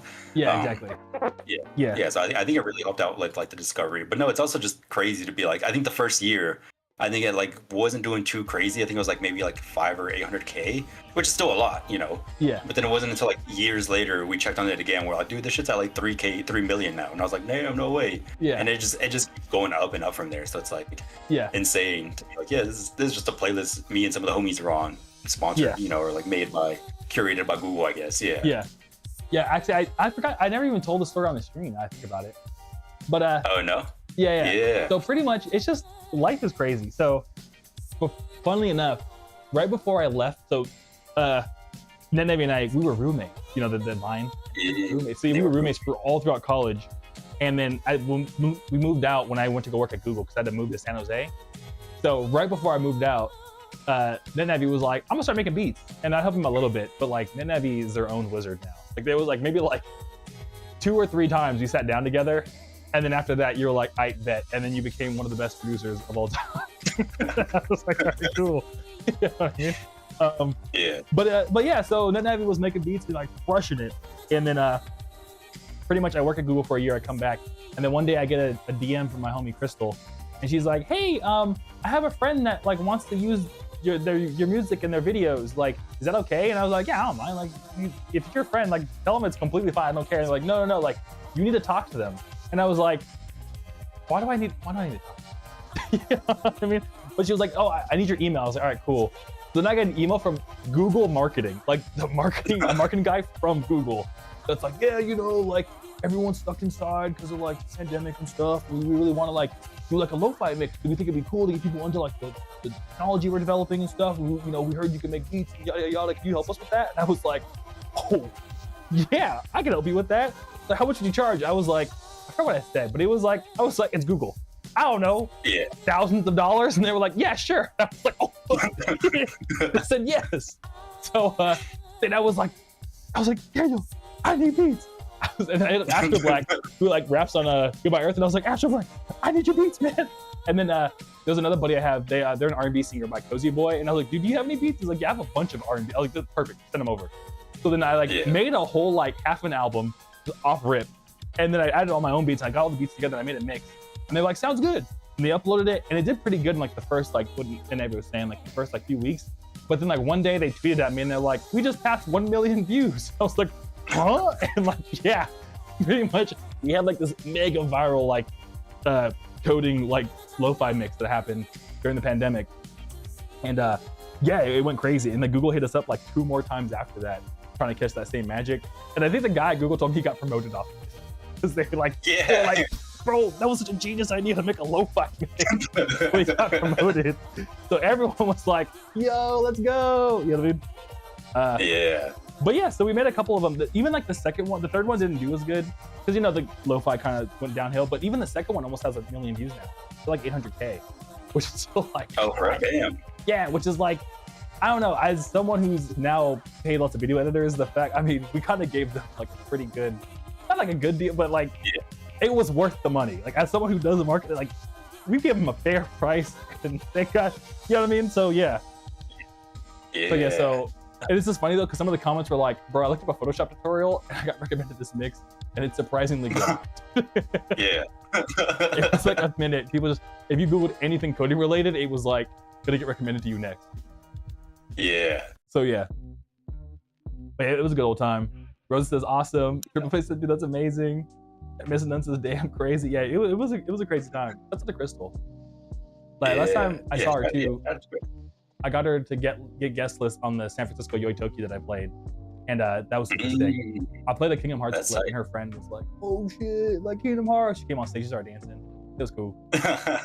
Nice. And Crystal was like, "Oh my god, Groovy!" Oh, you know, you can call me Groovy. Killed it here. And she's like, "Oh my god, Aaron, you're famous now. You're on tour." And I was like, "Not quite."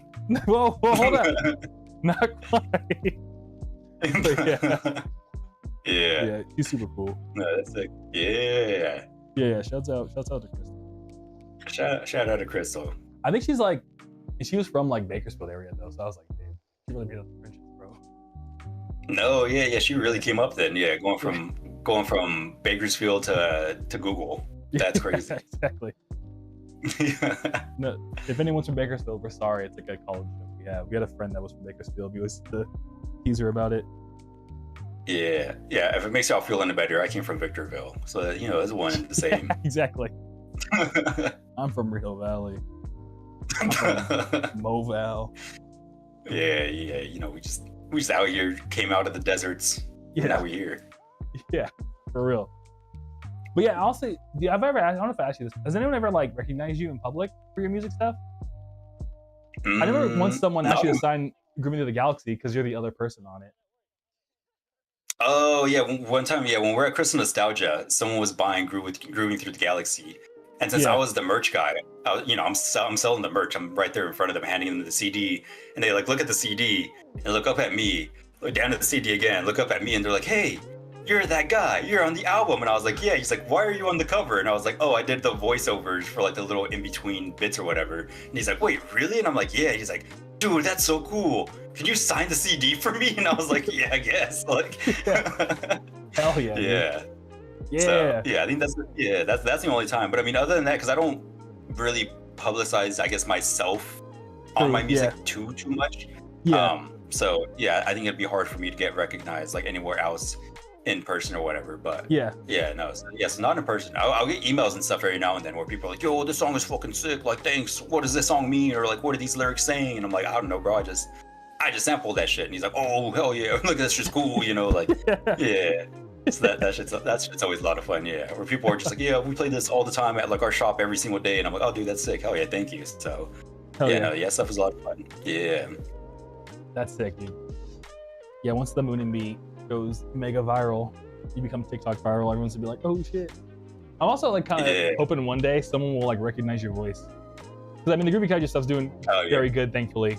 So I'm waiting for the day like you get on a phone call with someone, they're like, "Why does your voice sound so familiar?" Did you happen to be on Grooving Through the Galaxy? And I'm like, something like that. Yeah. That should be cool. You got the iconic voice. Yeah. Hell yeah. But sick, dude. Yeah. No, it's funny too, because I was just, when we were talking earlier about E3, I remembered I deadass had a dream not too long ago when we were recording Super Punch Legacy in the Newport apartment or whatever. I had a dream that we were still back in the little studio and we're just like, fucking recording the audio and stuff for it. And I was just like, you were just like, "Yo, can you do this for me in the microphone?" I was like, yeah. Right now, Yeah, I forgot to even mention Super Punch Legacy. For like a hot second, I was trying to do game development, like freshman year of college. So even for that, like we had like a game for Super Punch Legacy was just like a top-down like beat 'em up, kind of like Robotron if you're familiar. But except you can only punch. It wasn't like a shooting game, like or Mad TV. You've played that? I think that's on Genesis. It was like that except punching. And then I had like a ton of reverb to Daniel's voice. Super Punch Legacy, and it sounded so sick. Yeah. So yeah. I think it was like two takes, and you're like, "This is it. Ship it." Exactly. Yeah. Hell yeah. But have you been eating any good food lately? Have you gone anywhere that's really good? Have you like converted to hot pot yet? Still anti-hot pot? I think it just hasn't presented itself enough. I'm just like, I mean, it's funny because I feel like right now is a season 4 hot pot. Exactly, but I haven't been as much. But we happened to go to a boba spot that was behind the hot pot place you would always take me to, and I was like, "Wait, I know where we are," because there's it's like a boba shop. But if you go like in the boba shop, there's like a little like doorway with like a little random ass curtain, and if you go through there, it's like a little like speakeasy like pool hall thing or whatever. Lounge kind of thing. Yeah. But so that was hella random. But the boba was all right. But food wise, new places or anything else that I've been to that was good. Yeah. I mean, there's a cafe that we went to in Santa Barbara that was really good. That their like Mexican food was like super dang, because like it had 5 stars, and we're like, it couldn't be that good. And we got there, and I was like, yeah, it's pretty damn good. Like, yeah. So that was a good time. And then the chef was just like talking mad shit in Spanish the whole time too, so we're just like dying. He was just like, that shit was so funny. Yeah. Hell yeah. He's like, yeah, man. He's like, I'm over here grinding, and he's like, my cousin just lives in Apple Valley, just doesn't do anything. He's like, and he's chilling. I'm like, I know Apple Valley. I know where that is. Exactly. Yeah. That's comedy. But I'm trying to think what else has been pretty good. Speaking of the hot pot place, people be sleeping on the City of Industry. They got good stuff out there. Yeah. And for anyone that's not familiar, if you're not from California, there's a city in California called the City of Industry. Like, that's the name of the city, is the City of Industry for some reason. Yeah. So it's a cool ass city though. Like they be industrializing out there. Like, there's a lot of good food. I think that's also technically where Frankincense is. So if y'all ever want to go to like a big giant, like collectors, like swap meet warehouse that just has stalls of like Yu-Gi-Oh cards and anime stuff and Pokemon cards, like any collectible item you could ever dream of, they have it there. And then you can get some dank ass food afterwards. Fucking what was the Chinese place we went to last time? Mama Lou's, fucking Mama Lou's. That place is good. I want to go back there. Rose says very creative. It sounds cool though. Yeah, it is super cool. Yeah, no, it's a cool spot. Banished to the Shadow Realm. Oh no, dude. Not the Shadow Realm. I'm glad they saved you though. Yeah, you got it back. Yeah. The Skyer says that's got to be the most pretentious sounding city name ever. I mean, it kind of is, but I don't know, man. Yeah, it's a vibe. When you get, I don't know if you're ever out there, like, it's just all the food out there is so good. It's so random. Mm-hmm.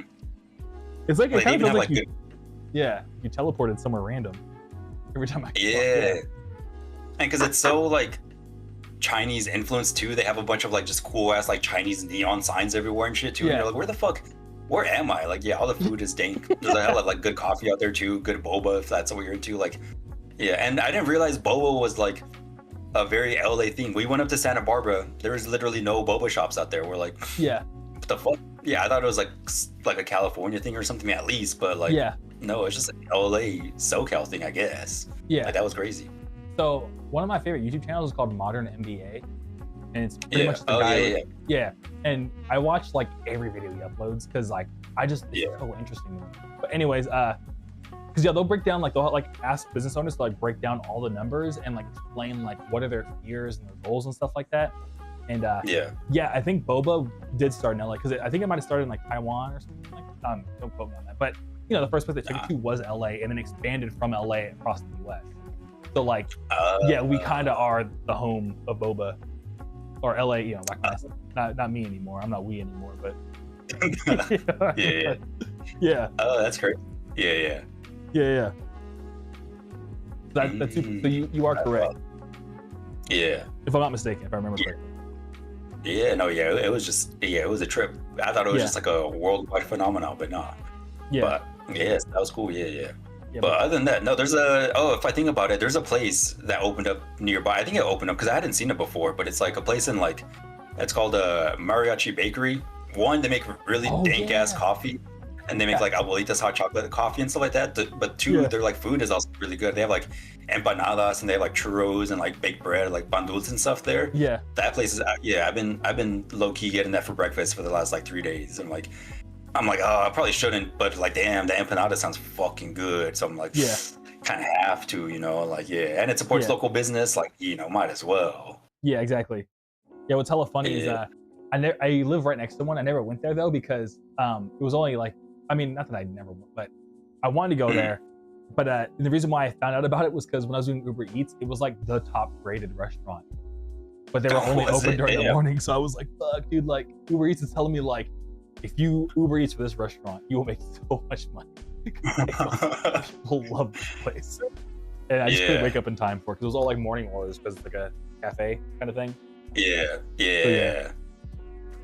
place is good. But did I tell you what Nilly's expanded? I don't know if I told you about that. Oh yeah? No. Yeah. So what they did is, because you remember Nilly's, it was just like a fucking like the narrow hall kind of thing or whatever.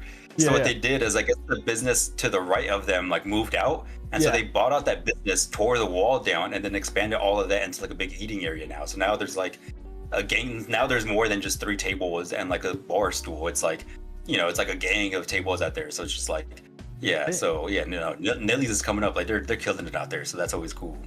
Hell yeah. And yo, guess who pulled up, dude? Corey, dude. It's Corey. Is that Corey? Is that Snazzy Pants? Yeah, Snazzy Pants, dude. What's up, Corey? Hey, love you too, dog. Corey. Yeah, hell yeah, Corey. Yeah, Corey's been like a roller coaster junkie. They're like at Knott's Berry Farm all the time now, doing like crazy roller coasters. They've been telling me. Oh, damn, bro. Pull up. Knott's Berry Farm is like not that far from me. That shit's cool. I've never been to Knott's Berry Farm, but I've always wanted to go. That sounds like a lot of fun. Yeah, I've never been. Yeah. Yo, you gotta go, dude. Yeah, I'm so close now. It's like Diet Disneyland. I'm not gonna lie to you. Yeah, yeah. Knott's has better roller coasters in my opinion, but it's like the vibe is like weird Disneyland. It's like what if Disneyland was peanuts and Western for some reason. Yeah. Like, okay. Yeah. Yeah. Damn. Yeah, that's sick. Yeah. Yeah. Knott's Berry Farm. Daniel, let's go. Hell yeah. Yeah. Hey, what's up, Corey? What else you been doing? What's up with Knott's Berry Farm? What's the go-to at Knott's Berry Farm? What do you do there? Are there like jellies always good, right? Their jam, they're like cookies and stuff. I don't know. Yeah. I've never been, but yeah. No. What I like about Knott's Berry Farm that I want to go is that like a fucking season pass at Knott's Berry Farm is like the price of like a day at Disneyland. So it's like, why not? Like might as well. Yeah. Yeah. Oh yeah. Roses to hydrate. I'll get you a Yeah. Hey, if you say so, Corey, fucking hit me up. Let me know. I'll pull up. Yeah, if you want, I don't know if Corey has your number. I know Corey has my number, so text me if anything, and we can figure it out. The Docs Daniels info. I hydrate roses. Yeah, no, it's funny that Corey pulls up too, because low key, since we're talking about like music processes and influences, low key Corey played a big influence in the beats that I make too, because like watching the YouTube videos Corey would make and like the soundtracks he would add to them, like his like choice in beats and music, I was like, this shit fucking slaps. I want to make music like this. Yeah, Corey low key is honorary creative. I mean, they I still want to like one day do that. They used to have a brand called BOD they were working on. I still want to one day. You gotta make it a reality. That would be fucking sick. Hell yeah. And, Kitchen says, I haven't been to Knott's either. I went to Universal a few times though. I want to go for the FNAF thing. There's a Five Nights at Freddy's thing at Knott? Or at Universal? Yeah, my girlfriend's really into Five Nights at Freddy's. Yeah. Oh, that's what's up. Yeah. And Corey's, the top 4 coasters are Ghost Rider, Hang Time, Accelerator, and Silver Bullet. Damn. Oh yeah. That sounds. Yeah, I've always heard good things about Ghost Rider. Well, I've heard mixed things about. I've heard Ghost Rider is a lot of fun, but people are like it's kind of sketch because it's like old or something like that. It's like on wooden tracks, right? Or something. Yeah. But fuck it. That sounds like a good time. Hell yeah. Dude, we can hit it up. That shit would be cool. Silver Bullet sounds like they both sound like they'd be fast as fuck though. And I'm down for that. Yeah. Oh, Kenshin says they got FNAF at Universal. All right, sick. We'll let. Maybe if I were watching, I can't. Hide it from there. Yes, you'd be like, we gotta drive to LA. FNAF. We can pull up. We'll hit up Knott's Berry Farm with Corey. Yeah, Corey, let me know. Add me on like IG or have Aaron give you my number or something like that. Yeah, we can pull up, and then we'll go to Universal. If we're FNAF, I'm not afraid. Oh, Ghost Rider got remodeled? Oh, sick. Hell yeah. Oh, shit. Okay, yeah. Nice. But yeah, what's going on? Yeah, I think we can stream for like, I want to say like 15 more minutes and call it from there. Yeah, I'm just chilling. I'm good. Hours, so it's up to you whenever you're good. Yeah, how many orders did you get done this stream? 1, 2, 3, 4, 5, 6, 7, 8. About like 10 or 12. But we have 30. 8. So yeah. This is going. Yeah. But nice. Corey says the new Ghost Rider is amazing experience. Hell yeah. Yeah. Fuck yeah. Ghost Rider's like one day too. That'd be sick. Drew pulled up. What's up, Drew? Good to see you. Thanks for stopping by. I ordered Mustang Zero a while back and really liked it. Hey, I'm glad to hear, dude.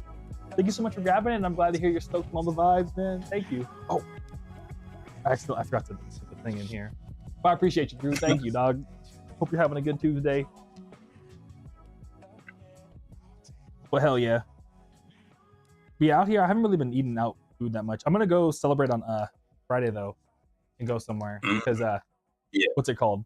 I don't know. I think I kind of crushed my. I didn't crush, but I did pretty good on my 2025 goals for Groovy Kaiju. So I wanted to like go out to eat, do something special. My plan is, on the weekend is to so Jess, my girlfriend got me Heelys for Christmas. Yeah, dude, that's so fucking cool. Yeah. So my plan is, me and Jess are gonna go to a skate park. I'm gonna heel you around with the Destroy All Monsters vinyl to take some product photos of it, of me healing with the vinyl. So I think that'd be fucking stupid, or like cool, stupid in a good way, and then get food after to celebrate. Yeah. No, that's not. Yeah, that's gonna be fucking cool. Yeah. Oh, almost fell. But Drew asks, "I'm good, thanks. Hope you are too." Hey, we're out here chilling, just hanging out, talking about music processes.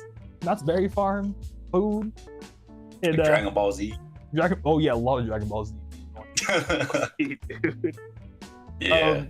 Drew says, "What's the newest tape?" Yeah, so depending on how soon, you said you got Mustang Zero a while back, but pretty much back in 2021, I dropped an album called Destroy All Monsters, and it kind of became like a fan favorite as the years of, like, it really stood the test of time. So people have been asking me to release it for vinyl for a long time now, and I'm gonna make an announcement tomorrow on Instagram, but at the end of this month, I'm gonna be dropping cassettes, CDs, and vinyl of this album, like a New Game Plus edition. So I have like new tracks, new track list, and all that. So yeah, that's the newest tape. I'm really excited for it, dude. I can say here, I think the date we're gonna drop it for everyone is January 30th, that Friday. So literally the end of the month, right before January ends. Yeah. So yeah. But Rose says, "What a fun time." Yeah, I'm really looking forward to the Achilles. It'll be a lot of fun. Oh, I almost did the same thing again. And then Corey says, "Yeah, but my season pass has bring a friend tickets. I got you, bro, so we can go real soon. Love the Healy idea." Hey. Corey. I didn't know that. And, Corey says, "I'm really happy to know that I influenced your music, Daniel. That's really awesome. Holy shit." Hell yeah, dude. Yeah, dude.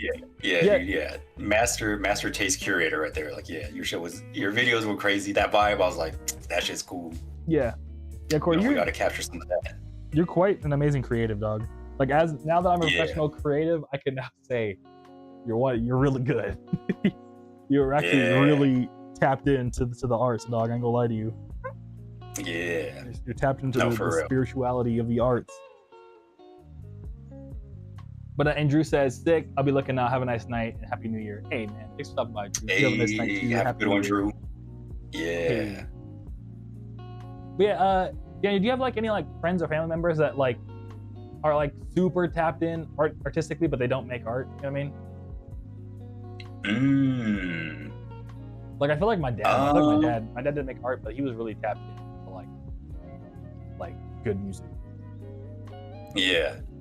Oh, I'm not sure. People that like probably don't or just have like don't put it out maybe. Yeah. Yeah. Oh, I'm trying to think. I think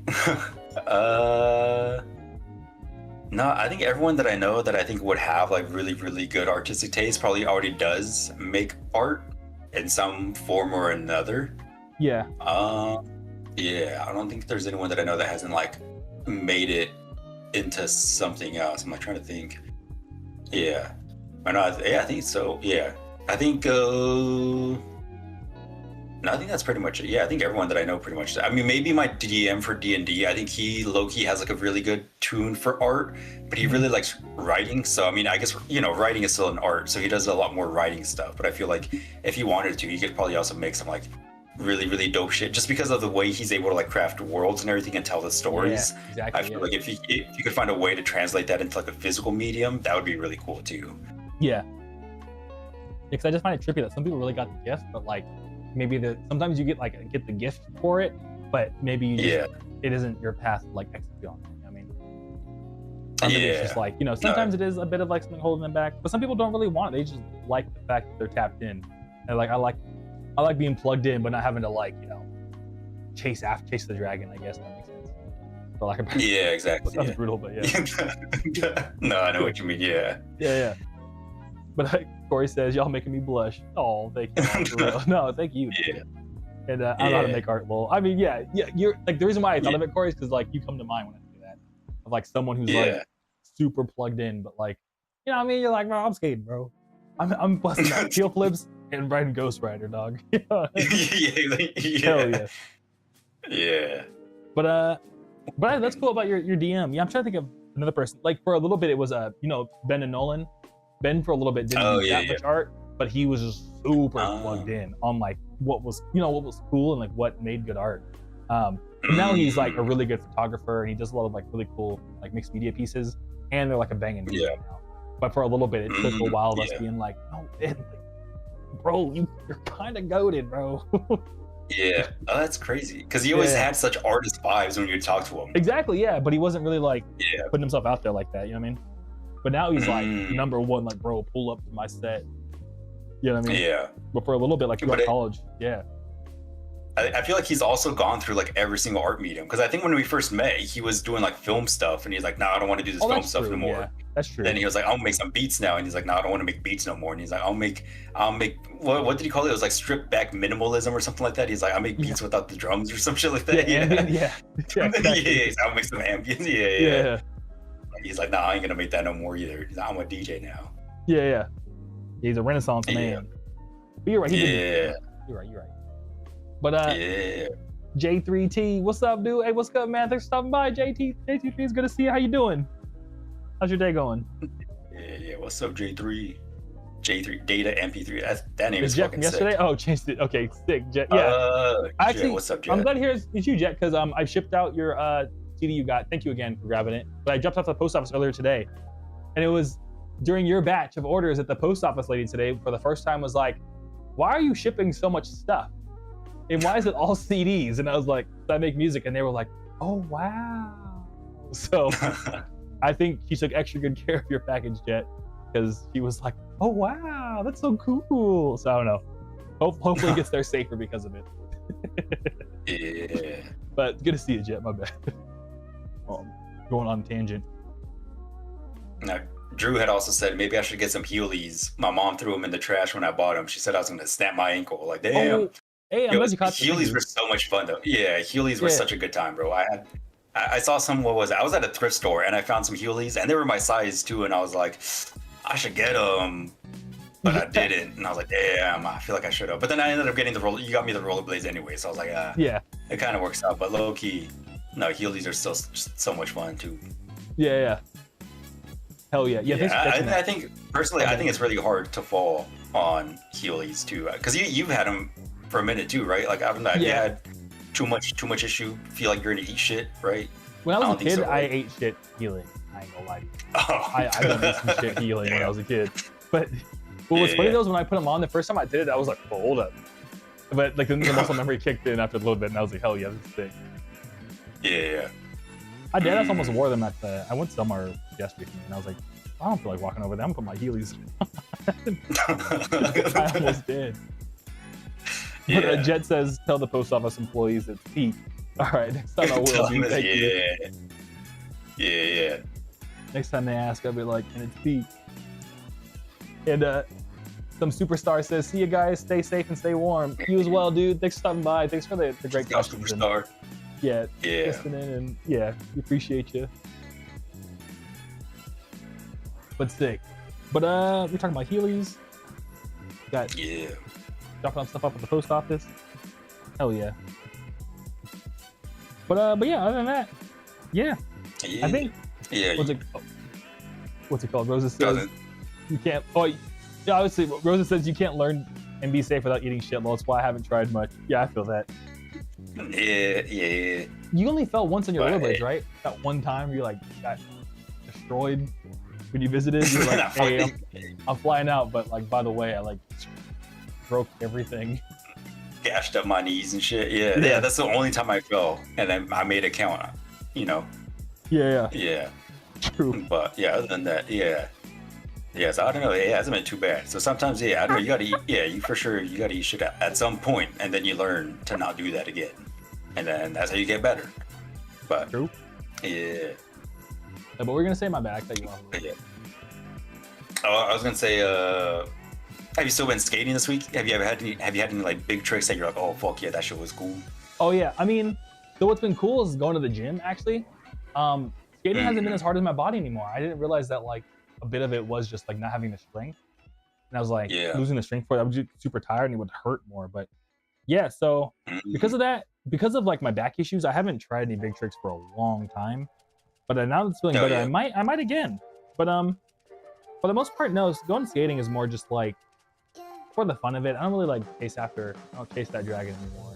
If that makes sense. For lack of better word. But I guess the latest thing I learned that was cool is I got better at front pops, and I got those up a Euro gap for the first time. So just like my brain one day woke up and was like, "Hey, I think you're good at these." I was like, "Oh wow, I know I was good at these." Yeah. So, that's what's up. But yeah, we're gonna Kenshin says nice hanging out with you guys. Thanks for stopping by, Kenshin's good to see you, dude. Have a nice night. Kenshin. Yeah. But yeah, if you don't mind, I think it's good to call here because it's like East Coast. You know, that's what I'm mostly thinking about. Is like East Coast people that can see Shrimp Buffet. Have a good night, dude. Yeah. Folks on the East Coast are like, bro, I got work tomorrow, Tuesday. Oh yeah, true. Yeah. Plus, I'm not gonna lie to you, man. I'm getting hungry. Yeah. No, attention, give you a follow, dude. Hell yeah. Yeah. NetNavi posts like their songs time. Yeah, especially this year, I want to release more. Talking earlier about sometimes release that shit. I was like, I'm trying to take my own advice and just release that shit. Just release that shit, dude. So it'd be cool. Yeah, exactly. Plus, I mean, worst case scenario too, if it's ever like you release something and you're not the most proud of it, you can always go back and make it. Like no one's ever gonna be like, oh, a better version of a song I already like. How dare you? Yeah. You know what I mean, like. I know, right? Yeah. So actually, yeah. One last question I wanted to ask you. I forgot it earlier. Oh yeah. Do you ever listen to music and then think, what is the thing that I know the person who made this cringes at? You know what I mean? Like I sometimes listen to Pink Panthers music with the intention of being like, what does Pink Panthers doesn't like about this? You know what I mean? Because there's little things about my music that I'm like, I shouldn't have done that, and I can't unhear it. So I'm like, what are the things that they can't unhear about their music? Yeah. No, I think there's been a few times when I'm just like listening to stuff and then I hear it and I'm like, oh, you know what? The artist was either like, this shit's gonna fucking slap, or he was like, damn, why did I do this? And why did my engineer or whatever, like, why did we decide to keep it on the album? Yeah. But like, when I listen to some of like the surf rocky stuff, I think sometimes when they do like the little whoops, like they just like yell random shit into the mic. Sometimes I'm just like, was the artist either like, yo, I need to yell this because I need to because it's gonna go crazy, or was it just like a involuntary like body reaction to the music, and no, afterwards they're like, oh, I don't know about this, but someone in the band was like, no, we got to keep that shit in, bro, it goes crazy, like trust. Yeah. Or sometimes I'll watch interviews with artists or musicians and they'll be like, yo, oh yeah, I did sing on this one song and it makes me cringe every time I hear it, and then I hear that song afterwards. I'm like, oh, that's what they were talking about. Like, yeah. That's hella funny. But sometimes it's funny because like that ends up being your favorite part too. You're like, exactly, that shit was cool. I like it. Exactly, yeah. And Kenshin says, what do they keep say? the post up. Hoping to see more you progress too, or send me some clips if you get some. For sure, I got you, Kenshin. And yo, dude, Peter says, yo, Daniel from Channel 24 News. I love you. Hope to hear more from you, dude. Hell yeah, dude. Thank you, Peter. Hey, thank you. Yeah, this is the guy. This is him. Yeah. We were roommates in college, and now they're the Daniel from Channel 24 News. 24? Yeah, I forgot it was Channel 24. That's so funny. Yeah. Damn. Hell yeah. Yeah, first 24. That's why I don't know. I always, whenever I have to pick a number, I always pick 24. My default. Hell yeah. Yeah, I'm looking at dude, low-key, some like 24 stickers would go crazy too. If you just did like a 2-4, 2-4, that'd be like a subtle sick ass. Yeah. Oh yeah, some just 24 stickers. Hell yeah, I should. Yeah. All right, when I rewatch the VOD, 24 stickers. That would go hard. Just make it like repeating. I already know the design. So, like the first 24 and like have the other one offset like this. Yeah. I don't know. That's what I'm thinking. If that makes sense. No, yeah. You already know. Yeah. All right, but I think we can call it here. So thank you everybody for stopping by on this Tuesday night, for hanging out with us. Thank you, Shrimp Buffet. I hope you find some more shrimp buffets. Yeah. Thank you, Roses. Roses is a good one, by the way, for the 24 sticker. Yeah. Stay out of the ocean. Yeah, Shrimp Buffet. I'll catch you around, dude. Thanks for stopping by. Rosa says, good night, love this stream. Every guest has been a blast. Looking forward to more. Oh, thank you, Roses. Oh, yeah. I'm glad you're liking all the people coming by to hang out and stuff with us. Superstar already left. Catch you around, Corey, if you're still watching. Catch you around, Super Day. I know you have us on the second screen. And Mick Shoddy, catch you around, and Miss Nunn, all y'all. Yeah. We appreciate you. And yeah, well, sick. Any last things? Oh, Captain Cassette. Oh yeah, okay, cool. The last second. Hey, what's up? I love those interview parts Daniel does on the albums. Those are fun. I love the narrative it adds. Hey, I'm glad to hear, dude. Yeah, this is the guy. Yeah, those are a lot of fun to make too. Yeah, just in the room, just like we got to record these. Yeah, that shit was. Yeah. Hell yeah. Thank you. But yeah, any last things you want to say? Like anything about NetNavi, Moon and Me, Ichi Ni, you want to share? Yeah. I mean, yeah. Shout out to Ichi Ni. If y'all trying to get more Ichi Ni, then follow that shit. That shit's cool. Yeah. TBA more Ichi Ni. Like, yeah, it's a lot of fun to make. So I mean, we'll probably make some at some point. That'll be cool. Yep. Check out my stuff, NetNavi, or the Moon and Me, if you want more like indie rock kind of stuff. But yeah, I'll be releasing a lot more of that stuff later this year. That's gonna be a lot of cool. But yeah, no, it was just in general just cool to hang out with y'all, be on the stream, chilling with the homies. Like, yeah, just sharing stories, looking back at other stuff that we did in the past. Like, it's a good time. Yeah. Shout out to everyone that pulls up, joins, supports the project, supports the music. Yeah. Tip your bartenders, follow your local music scene. Yeah. Yeah. Oh, hey, I said hi to Shanisha. Yeah. I thought Shanisha said what's up. Yeah. Don't worry, Captain Cassette. I mean, if it means anything, we have a whole VOD that's going up right now. So, you can catch it there. Or, I mean, I'm sure we'll have Daniel back on at some point. I'll pull back up another time. Yeah, we'll let you know, Captain Cassette. Hell yeah. All right. We'll catch you around, Law. I'll remind Daniel to say hi to Sanisha. All right, peace, everybody. Take it easy. Yeah.